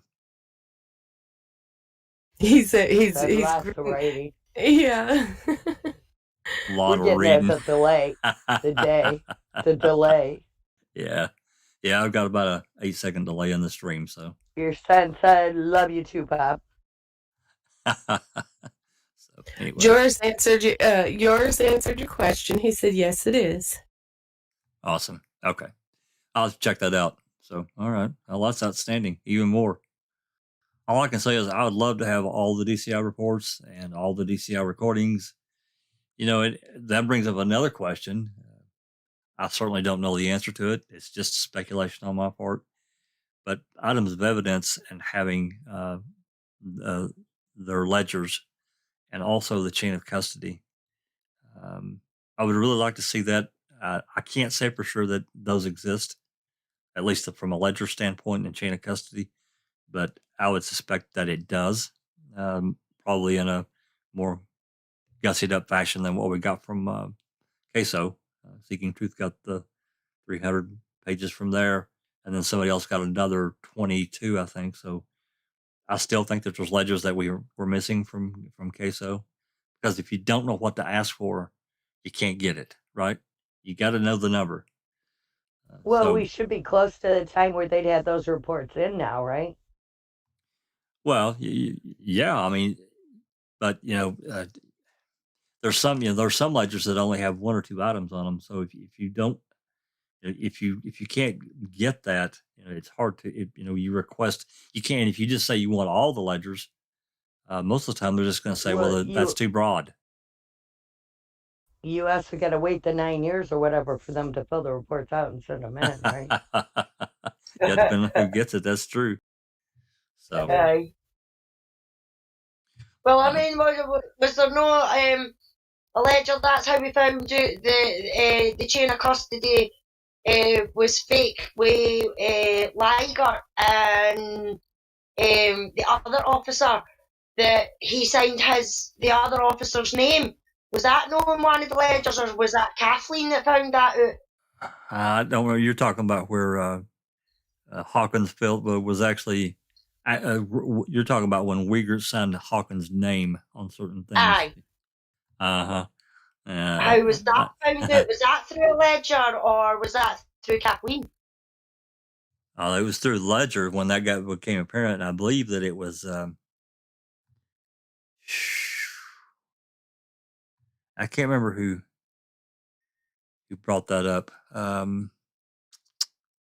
can't remember. I don't believe it was Kathleen. I believe it. I think it came out in one of her briefs, but I think someone else had found that and sent that to her and said, "Hey, what is this? Did you see this?" Right. So, Yora said, certainly not all DCI reports are granted. 290 out of 358. And T1 says, DCI, disingenuous, corrupt investigation. absolutely agree with that. And I think that overall there were, George would probably know this answer better than I would. There were 50, probably around 40, 45 or 50 different DCI agents involved in one way or another. I mean, yeah, a lot of them were minor players in the whole shebang, but there were numerous different officers involved. We still have Fassbender and Skorlinski is another name. There are several that certainly wrote more reports than the rest, but there were new. If you look through the list, the discovery list that Kratz would send to Foy and to Buting and Strang, you'll see the names. Of course, you can't see the report, but you see the various names associated with these DCI agents that were involved. There are a lot of them, and then we also get off again. I mentioned audio recordings, because after December of 2005, I think it was, 2005, all interviews, especially custodial interviews, were supposed to be recorded. Not to get off onto Brendan's and Barb and Blaine's stay at Fox Hills, but I mean, to me, that was a custodial interview and it should have been recorded. If you can't record it, you don't do it. Period. And I thought for a long time, and I don't know, this is guesswork on my part. I think there is a recording of what they did and they've lied about it, but that's me. Maybe they don't have a recording. I can't say for sure, but I just, Fassbender being involved at the state level, not that he necessarily cared, but I think he knew that what they had done, it was custodial, because Barb says that she was told if she left, she'd be arrested. That's custodial. I'm sorry. There's no other way to put it. She was forced to stay. Non-custodial means the door's open. You can walk out whenever you want.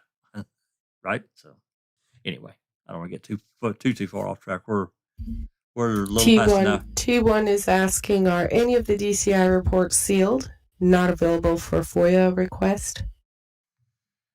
That would probably be a yours or a Ricky answer. I can't answer that. My guess would probably,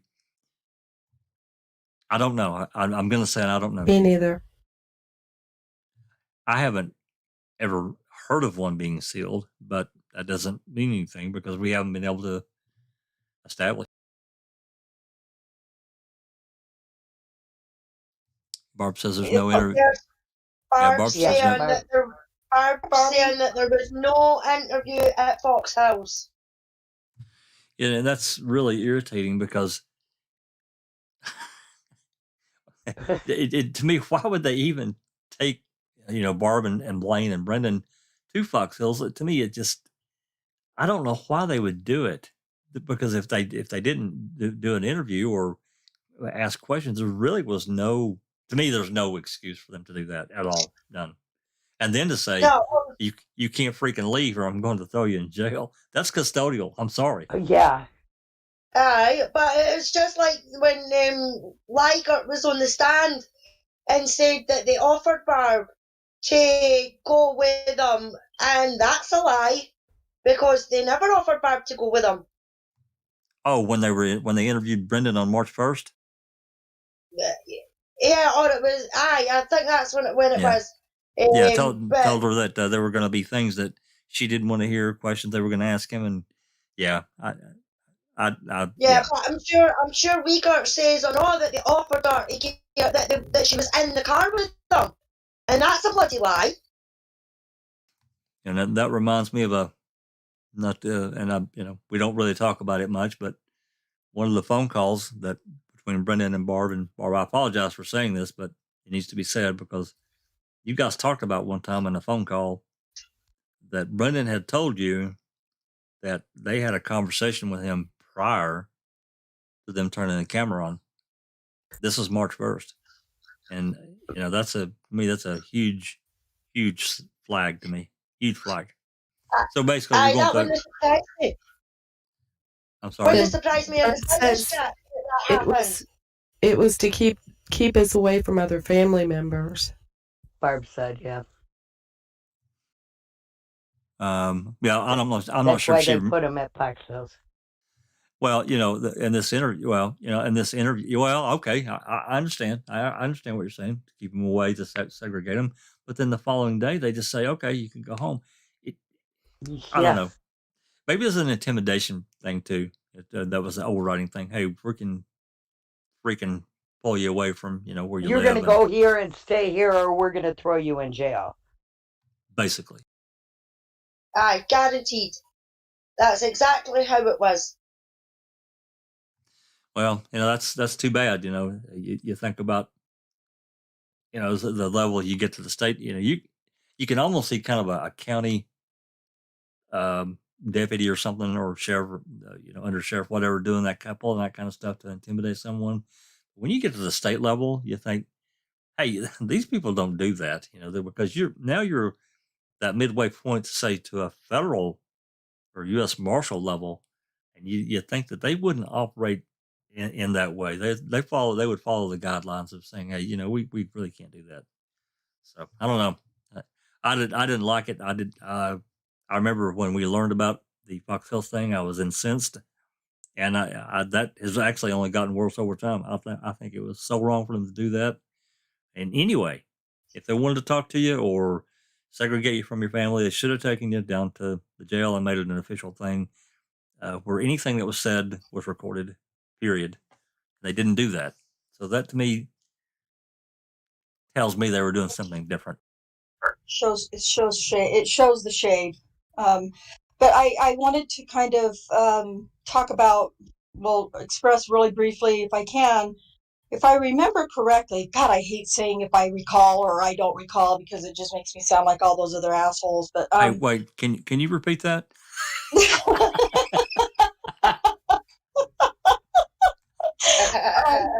But and Barbie can, of course, tell me if I'm on the right track or not. But from what I remember reading and hearing, they claim, when I say they, I talk about, the dirty players, that they kept them in Fox Hills because they didn't want the other family members intimidating them or threatening them, or, don't tell this or whatever. But then went ahead and just the next day, it was no big deal. Go ahead. And they're going to go ahead and just let them go back. So that's what I remember reading or hearing. I mean, clearly, and Barbie said that, that they were trying to keep them separated from the rest of the family. So maybe there's some truth to that's what their claim was. But they negate all of that when they turn around the very next day and then just go ahead and release them and say, oh, okay, now it's all right. We'll let you go back to these people we think we told you we're going to intimidate you and threaten you and all these other things. You can go back today. Yesterday was a different day. Today's a new day. We're going to go ahead and let them threaten you now, though. I don't know. It was really fun.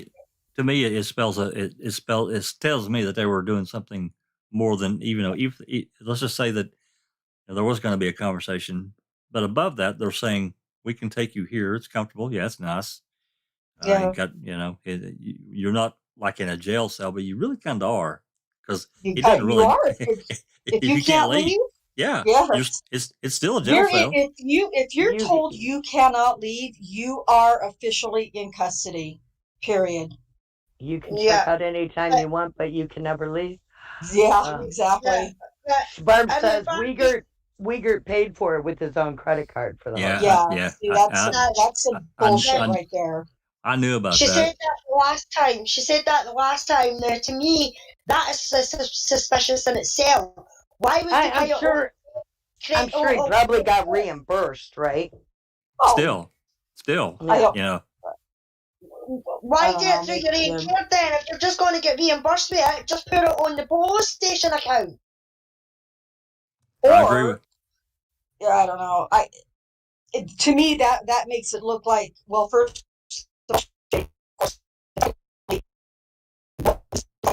a thought out plan. Oh, you're breaking up really bad, Rhonda. You were guitaring. Yeah, of course I am. Of course I am. Yeah. Anyway, sorry about that. It's Now you're better. Thanks. If I just sit perfectly still and sit on my hand, Don't move. Keep one foot up in the air. Yeah. Hold the coat hanger in the other hand. Yeah. And blink the left eye and hold the right one. Yeah, yours. It was. Barb is correct. It was February 27th, 2006 when they did that, and then obviously a couple of days later, I don't think it was leap year. They get Brendan out of school, or they actually, I think they actually interviewed him at school. There was 2 interviews prior to Fox. I think they did it at school. Then they took him and they went to the fire station, if I'm remembering right. And then from there, the decision was made to basically kidnap Barb and the kids and take them to a hotel. That's the way I see it. Well, that's the way I see it. There's just, I don't know how else to say it. Well, and Smart Duck is just asking Barbie if, did they tell you couldn't leave? And she said yes. And then he said, did they tell you did they threaten you with arrest? And she said yes. Oh, there you go. I mean, there's no other way to line it up. Yeah, exactly. And that's what we've all known that in our minds and our hearts and our heads. So I have a real problem with that too. I have a real issue with it. Yeah, it's wrong. It's wrong on every level. Well, yeah, go ahead. Well, you guys were talking a few minutes ago about recording, about, having to record everything.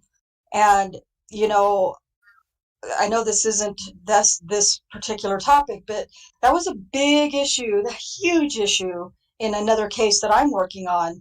I didn't know we were going to see them, so we didn't have any recording equipment with us, so we didn't record it. We just went ahead and did. You talking about Daniel's case? Yes, exactly. Yeah, so there are so many interviews that are done with the 13 different accusers, which we didn't know. We just happened to run into her, or we were just going to go get a buccal swab. We didn't plan on doing an interview. Bullshit. And if that is your profession, if you're working in sex crimes or whatever the guys, these guys in the criminal, if you're working in that field, that equipment needs to be with you at all times. At all times. Well, and now they have cell phones, so now there's really and a lot have body cams, and True, but Kim Davis in Daniel's case was asked, well, didn't you have a cell phone that you could record on? Oh yeah, I have a cell phone, but I don't know how to record on it. I'm just like, oh my God. We are talking, Rhonda. We are talking about Blinker here. Yes, we are. Winkle for sure. Read the pamphlet that comes with the damn thing when you get it. Yeah. Well, not trying to get off track completely, but she had a teenage son who had his own cell phone. She knew how to record on her damn phone, but he could have showed her in 2 minutes. If she'd ever had been to a game or anything, I think the kid played soccer. She ever been recording his soccer games. She knew how to use the damn recorder on her phone. Anyway, I'm just saying it's not logical to me that you are in that profession as a criminal investigator or whatever, and that you don't have some type of equipment like that with you at all times, because you never know when you're going to come across I know I would, if I was if I'm a cop, criminal investigator, or anything like that, my cell phone, anything, I'm going to be ready for anything, whether I am working or not. The department should give them to people. Right. Yeah. Yeah. It's just insane to me that they were able to use that excuse and well, they use to get away with, but that's well, I mean, if you should know, not Wanda, be allowed to get away with. I mean, if you know, do you know what the statute is in Oklahoma? You know, what did they mandate? I mean, clearly it sounds to me like that there was no problem for them to say, oh, well, I didn't record it. Were they supposed to record it? Is that something that was a statute No, or it wasn't a statute, and they weren't required to record it. But if you don't have anything to prove what you're putting in a report other Oh, than I your agree. word, then that should not be admissible. But all of that shit was admissible, even if it wasn't recorded. All of it. Yeah, I don't agree with that either. I'm with you. I mean, and if the technology wasn't available, I would say, well, they really couldn't do it. But clearly, it was available because this is a newer case, and that stuff was readily available anywhere. Exactly. I don't know. So So yeah, this whole business about, and even in 2005, I'm sorry. There's they had digital cassette voice recorders, They have mini cassette and if you're a recorders. cop, you carry a damn digital voice recorder with you, even in 2005. I'm well, sorry. I think they even claimed that and for Brendan, and I can't remember which one wrote it, talked about it, but they claimed that the recording equipment failed, wouldn't work. I'm sorry. Yeah. I'm gonna bet that Manitowoc had a Walmart or some kind of store that was They open. did have a Walmart. Yeah. Well, I'm sure that they could have easily gotten one at a Walmart or ran back down to the police station and got one that did work. So anything that transpired should have been recorded. My opinion, it should have never happened to begin with. They should have never been allowed. Well, of course, that's the first thing. It should never have been allowed. But because it did happen, and there was no voice recording of it, those kinds of things should not be admissible in court. There are cops, and we trust our cops. Are you kidding me? You can't, just because they're a cop and they said it doesn't make it freaking true. I'm sorry. I agree. There's got to be some sort of some sort of corroborating evidence to go along with it. Right. We need to remember something, though. A lot of citizens have no idea of what their rights are, and being under the thumb of a cop is kind of intimidating, right? Of course, and especially when they've got the gun. They've got the gun. I'm sorry, you said it exactly right there. They've got the gun. What are you gonna do? That's right. Well, now they're all militarized too, so they're wearing, semi-automatic. And yeah. Well, they got all the warfare padding and all that. But even if they weren't, they've got the gun and the badge, and they're trained in how to talk to people in an intimidating fashion. Even if it's not like overtly in their face, So, and a lot of people, Sammy said it, they don't know their rights, that they can say, "Hey, I don't want to talk to you. I'm leaving. Thanks, bye."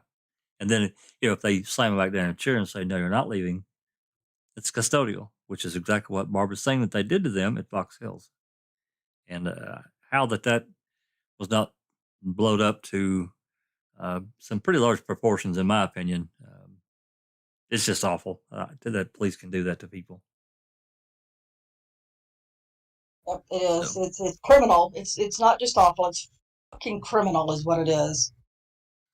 I agree. It is criminal because they wear a badge. It's not a crime for them to not only step outside of the law, but leap into a whole other realm outside of the law, and it's just wrong. Well, that brings us back to they're untouchable. What's It's that, because Alice? they think they're untouchable, and I mean, That's where they need to get rid of all this immunity for cops, immunity for prosecutors, and everything like that. Because it just keeps happening and happening, and they didn't pay any consequences for it. Maybe if there was consequences for them, then it might not be as rife as what it is. Yeah, Well, I that completely comes back agree. to the And reform that we've been talking about. What Linda was talking about a few weeks ago. What's the next step? We can raise a lot of hell, but what we really need, and really what everyone needs, is a champion or two to take these on for reform, and so there is consequences when a police officer or a prosecutor or an ADA oversteps the authority of their office of what's doing the right thing. No, I don't think anyone wants a criminal to be let loose. I don't. That's not what this is about. And people say, "Oh, you just want criminals let loose," and that. No, I don't. I really don't. I of want course police not. officers. I want police officers to be able to do their job, but being able to lie, or in Barb and Brenda and Blaine's As a case, matter of just fact, if we had the right kind of changes, it would almost always ensure that they're going after the right people and that the sure. right people are behind bars, not That's right. letting criminals loose. Most regular people want the bad guy caught. Period. And I don't care if they necessarily agree with the police or agree with whoever. They don't really want a bad guy loose in their area, neighborhood or whatever. They don't. Well, if they're arresting the wrong person, they are letting the criminal run free. That's right. Exactly. I also don't want innocent people sitting in prison or on death row for things that they did not do. And we shouldn't have to pick and choose between, do we want an innocent person there, or do we want him to get or have the criminal go free? Well, like you said, either way, the criminal's free. Yeah. Which we saw in the 85 case. Right, exactly. And how many more women did Gregory Allen assault while he was running around free? Several, and at least a couple of them he assaulted pretty badly. Right. So who got justice in the 85 case? It certainly wasn't Penny Bernstein or those other women that got Kasorek did. Yeah. Kasorek, he did. He wanted Stephen locked up, and that's what he got. Yep. Yeah, exactly. T1's saying, if it's not written down, it didn't happen. Their word against others, and they know the law will fall on the support of them, which is absolutely true. Yeah.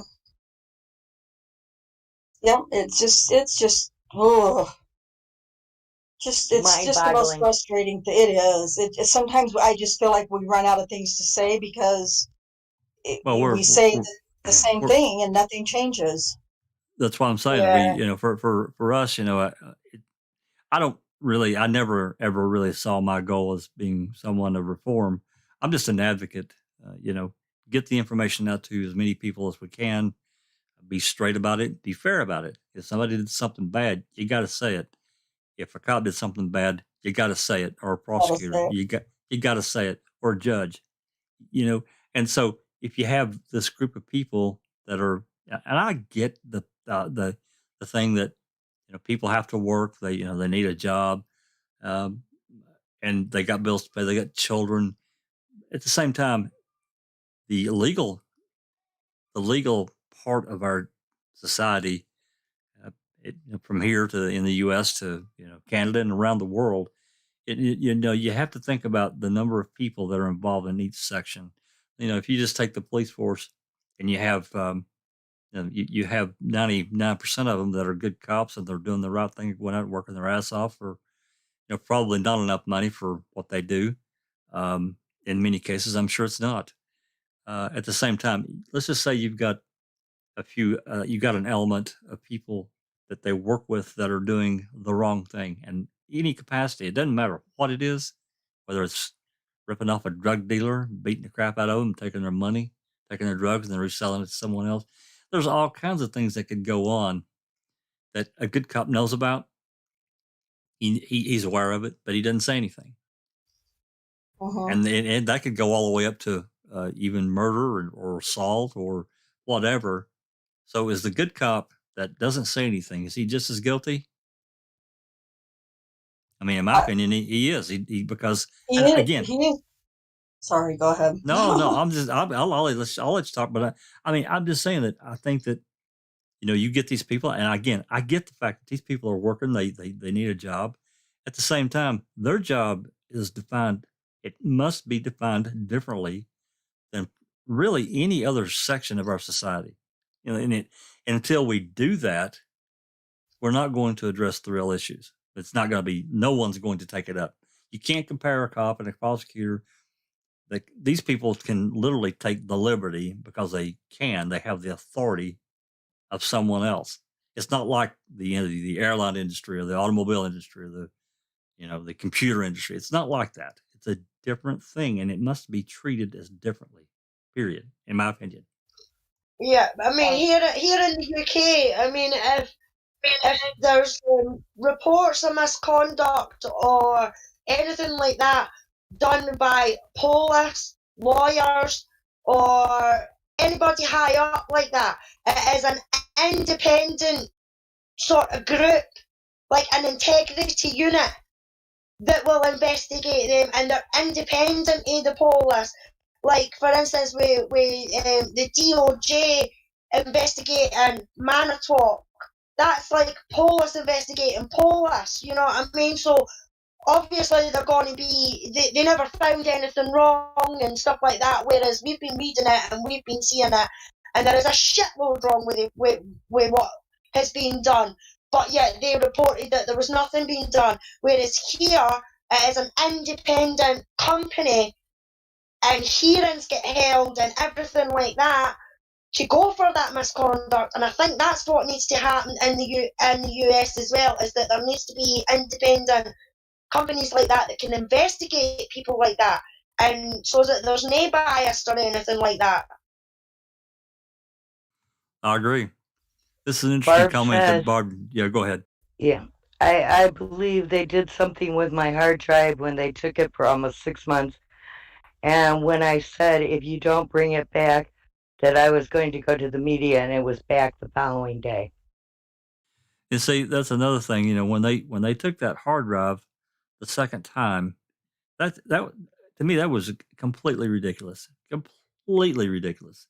And I not knowing, but I can't disagree with what Barb's saying, because there's that. If they needed to ghost that drive, I can't remember that Jeff. I think his name. I don't remember his name.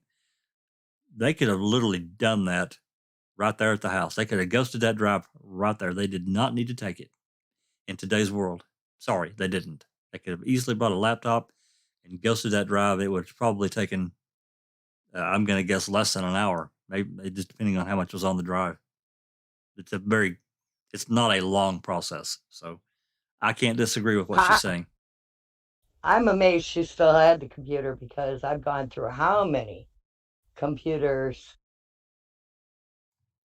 Well, you're and true. Have gotten rid of them. That's true. Yeah. Well, I haven't. I'm kind of the same, but I think this was probably a handful and of laptops. Let me tell you, I destroyed the hard drives when I got rid of them. Oh yeah, you got to take an earth magnet to them and then drive about 40, 16 penny nails through it. Yeah, that or drill them. Yeah, one of the two. Yeah. Well, you literally just about got to destroy the media, because they have recovery programs now. They can pretty much find anything, and then they even if they get fragments, it's just to protect yourself from, even if you've not done anything, you still got to kind of, basically what she's saying, you have to protect it. You got to protect yourself. So I mean, what bugged me, I completely agree with Barbie that I think they done something with the computer, because was it not reported that there was a picture of Teresa and a picture of Stephen on the computer as well? Why the hell would there be a picture of Teresa and Stephen on Barb's computer? Well, there you go. So to me, they've tried to put something on that computer to make it look like that, so that they can take it further. And I've always thought that since I found that out, since I heard that, I either heard it or I read it somewhere, that there was supposed to be all this trash on the computer with the nasty pictures and everything like that, but there was a picture of Teresa and a picture of Stephen. That has bugged me a lot. By the same token, Alice, by the same token, they could have taken the computer and put something on it. Well, by the same token, they could have taken something and put bones in Stephen's burn pit, which Yeah. you know they did, and in the barrels. So you Came in know, a box, left in a box. Yeah. yeah, planting. They're good planters. Ronald Cass says the hard drive contents probably was really from Kratz's computer. Barb said the computer hasn't been used in 15 years at least. Yeah, I mean, you know, unless something, I mean, yeah, hard drives do break down. Typically, it's from use. So I mean, it's really kind of amazing that the damn thing worked anyway. But you know, the old hard drives were built pretty tough. You to make them not work, you know, if you dropped one, yeah, it could knock the little head readers off internally. There's other damage that can happen. Generally, it's just done from use. They become bad sectors on the hard drive, and they just don't function right. Yeah. But I mean, the Polars took a hissy fit, did they know, when they found out that Barb had gave the computer to KZ? Well, I think they told her not to do it, if I'm remembering right. Aye, so why would they say that if they did? Because they knew that she was going to find out that computer was tampered with more than what it should have been. And it came back that files had been deleted left, right, and centre. So what's to say nothing was added, you know?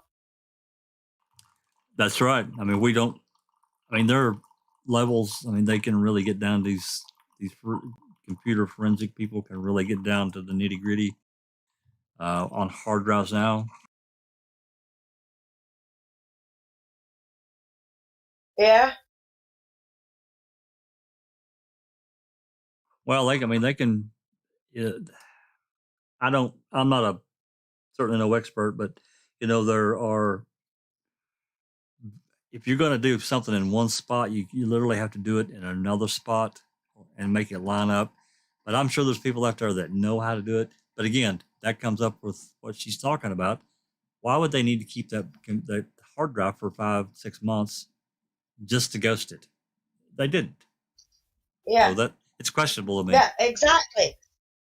Yeah, I mean, it's one of the major things in this case that has been nipping my box since I've heard about it, is the fact that they had the computer for 6 months, and then when they gave the computer back to the family and she was giving it to Kathleen, they were telling her not to give it to Kathleen. And why? Because they've done something, because she'd found out that it had been tampered with in the space of that 6 months that it was with them.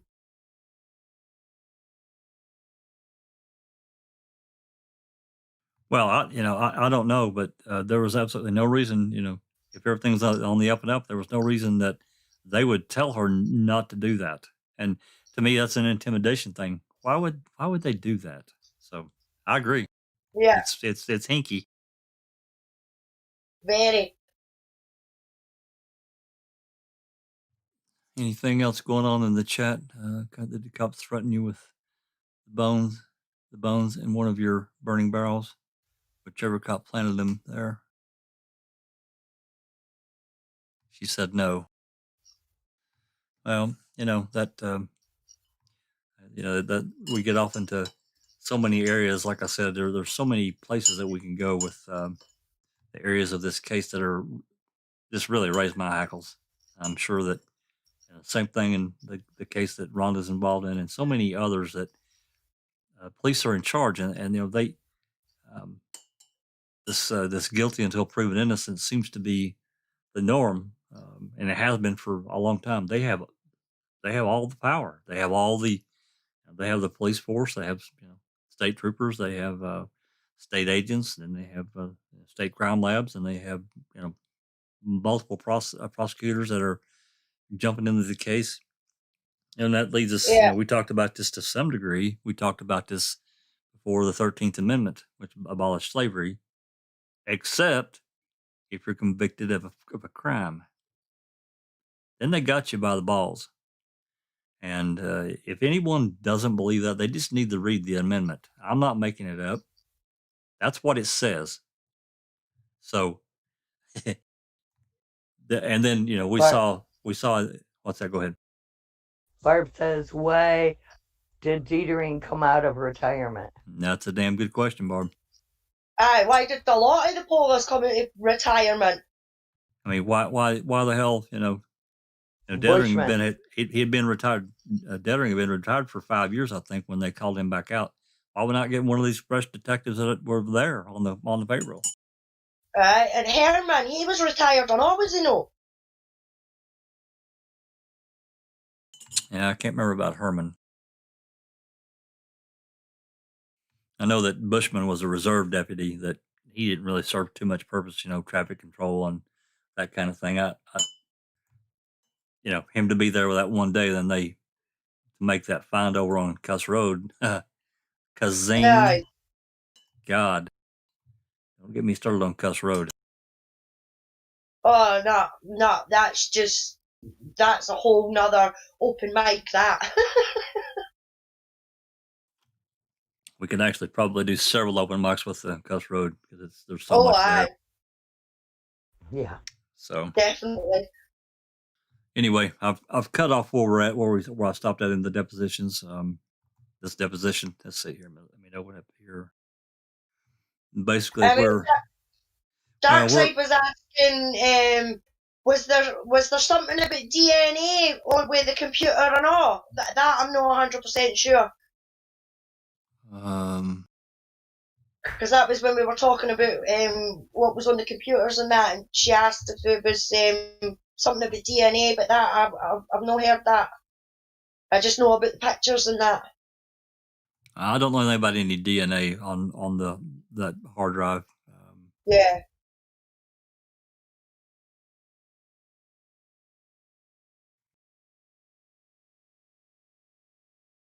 Yeah, Ice Coffee's asking Barb, can I ask your opinion on, please, on ma'am?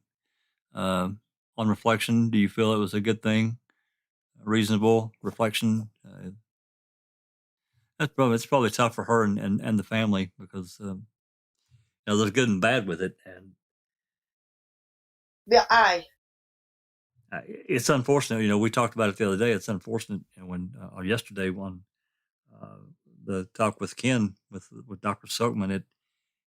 It's really terrible that, in my opinion, that the state didn't participate. That's their fault. Period. Even Kratz was in charge, so he had final say, I guess. But to get some of these others on the record to talk about, they didn't have to commit to anything, but to just give an opinion. It was their own personal opinion, and to not say anything for their own side. But at the same time, Kratz is trying to take their footage. I don't know. All that is just skanky as hell to me. It's sketchy. Yeah, I mean, they all of them, all the ones that have moaned about man, Colburn, Fact Bender or Ass Bender, as I like to call him, Liger, they all would have had the chance or got the opportunity to have an interview or say something or be on that programme, and they declined. So, in my point of view, they've got no right to moan and bitch and have a hissy fit about what was said and what was done, because they had the ample opportunity to be involved in that, even in 2 as well, when 2 came out, and they still didn't do it. So for Colburn to be going to court now and saying, oh, I've been damaged by this, is all a lot of cock and bull. I'm actually convinced myself some time ago that he filed that lawsuit. I mean, he literally had to file at the time he did if he was going to, because the statute of limitations was going to run out. But I think a big part of it was distraction for the case, completely off to the other side. And I on a personal note, I don't want to see in his situation. Yeah, I think there's a lot of shady crap. That's just my personal opinion that he did. No matter how you cut it, it looks bad. I don't care what you say. I mean, to me, the phone call he made about the license plate, God, that the recording's there, and I'm talking about the full recording. I'm not talking about the one we heard part of. There's a full recording. If you listen to it, why is he calling about a license plate that he just heard about and an alert on? And allegedly, also on top of that, Wiegert or Rimiker, I can't remember which one, had given him the information just prior. And he's calling to confirm. That don't make any sense at all. So, for him to say, well, that defames him and makes him look bad, or this, this passage at court that didn't affect anything legally. I agree. I didn't agree with the creative leap they took at all. I didn't like it. I wish they left it alone and just played it. But I understand it, as a selling point. I get it, But as far as defaming him and creating this lawsuit, come on. There are other things too. He's involved. The day of the 3rd. What happened on the day of the 3rd? He goes by the zipper's house. The lights are off. He goes back to headquarters. But he had heard that alert at some point. I think around 6:43 or 6:53, that alert came by. He had to have heard it. He was on patrol. He was a patrol officer, patrol sergeant, I think. So, but he goes back to HQ. They have their powwow. He stays, and he's been there for hours already. He stays, and they go back. They're going to go back to the zippers to interview him.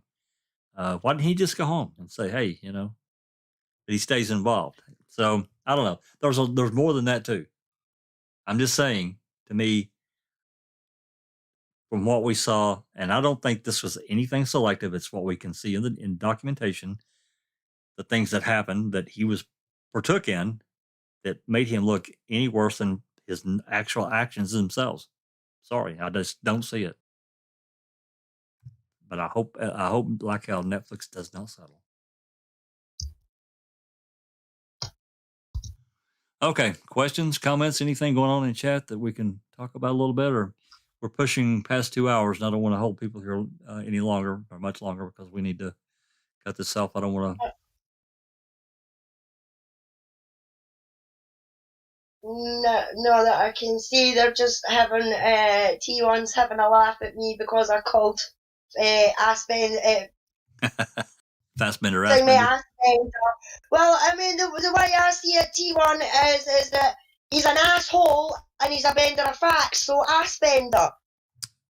Yeah, I didn't like how he treated Brendan. I didn't like the approach and his manipulation of Brendan, because Brendan was a child, and he manipulated the hell out of him. So did Wiegert. I didn't like that. I still don't like it. It's sketchy. It's sketchy acting by veteran police officers to a child that couldn't protect himself mentally, and that's just wrong. There's just no word for it. It's just wrong. No, exactly. I agree with you 100%, Jax. I really do. What they done to that Wayne was unforgivable, and I don't know how they can sleep at night. You know what I mean? With what they done, because they manipulated that Wayne left, right, and centre. They knew he was malleable, and they just didn't care. They did not care whatsoever. And they did it not to get to the truth. They did it to get a conviction. We can't forget that. They did it to get Stephen, point blank. Get Steve Avery at all costs. That's right. Yeah. Then further actions down the road, we can talk about at a later date. The actions of Kaczynski and O'Kelly and what they did to, again, manipulate Brendan, sending Brendan off with a man like O'Kelly, which he's as bad or worse than Wiegert, and he's actually worse in a way. He's worse than the two cops because he worked for Brendan. He's supposed to protect him, and the way he treated him on May 12th after the hearing.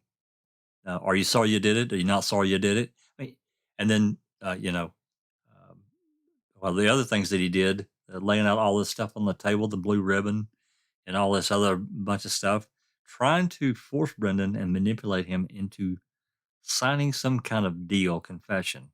Now, come on. What he done in that room, as far as I'm concerned, what he done in that room was unethical. Putting that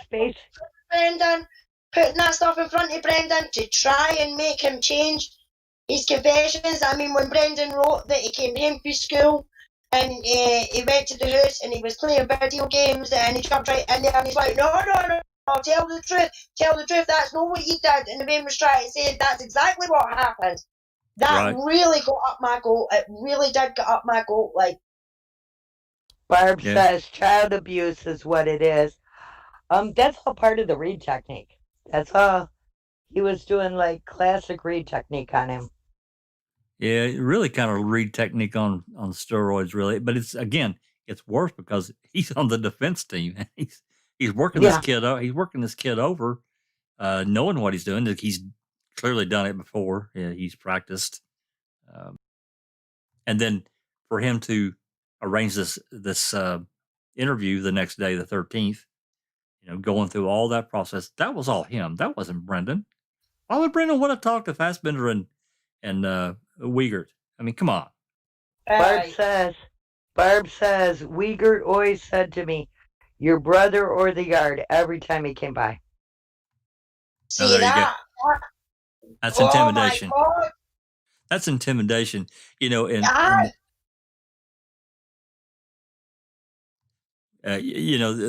then what they did during that interview, I mean, a lot of people don't know, they basically forced him to write an apology to the hall box. I mean, come on. What? But, he didn't really cooperate. But, going back to what O'Kelly did and Kaczynski, because, this arranged thing that Kaczynski could be there. He had guard duty. Come on. It's all set up and see right through it. I did a long time ago. It's all garbage. Kratz had to be involved and approved that because Brendan was legally represented. So what in the hell is these two cops talking to Brendan? I'm sorry. No, absolutely not. But that had to be approved, but they didn't work out like they wanted because, again, Brendan told them some other things that, and of course they got angry. I'm sure you could tell Wiegert was angry. Too damn bad.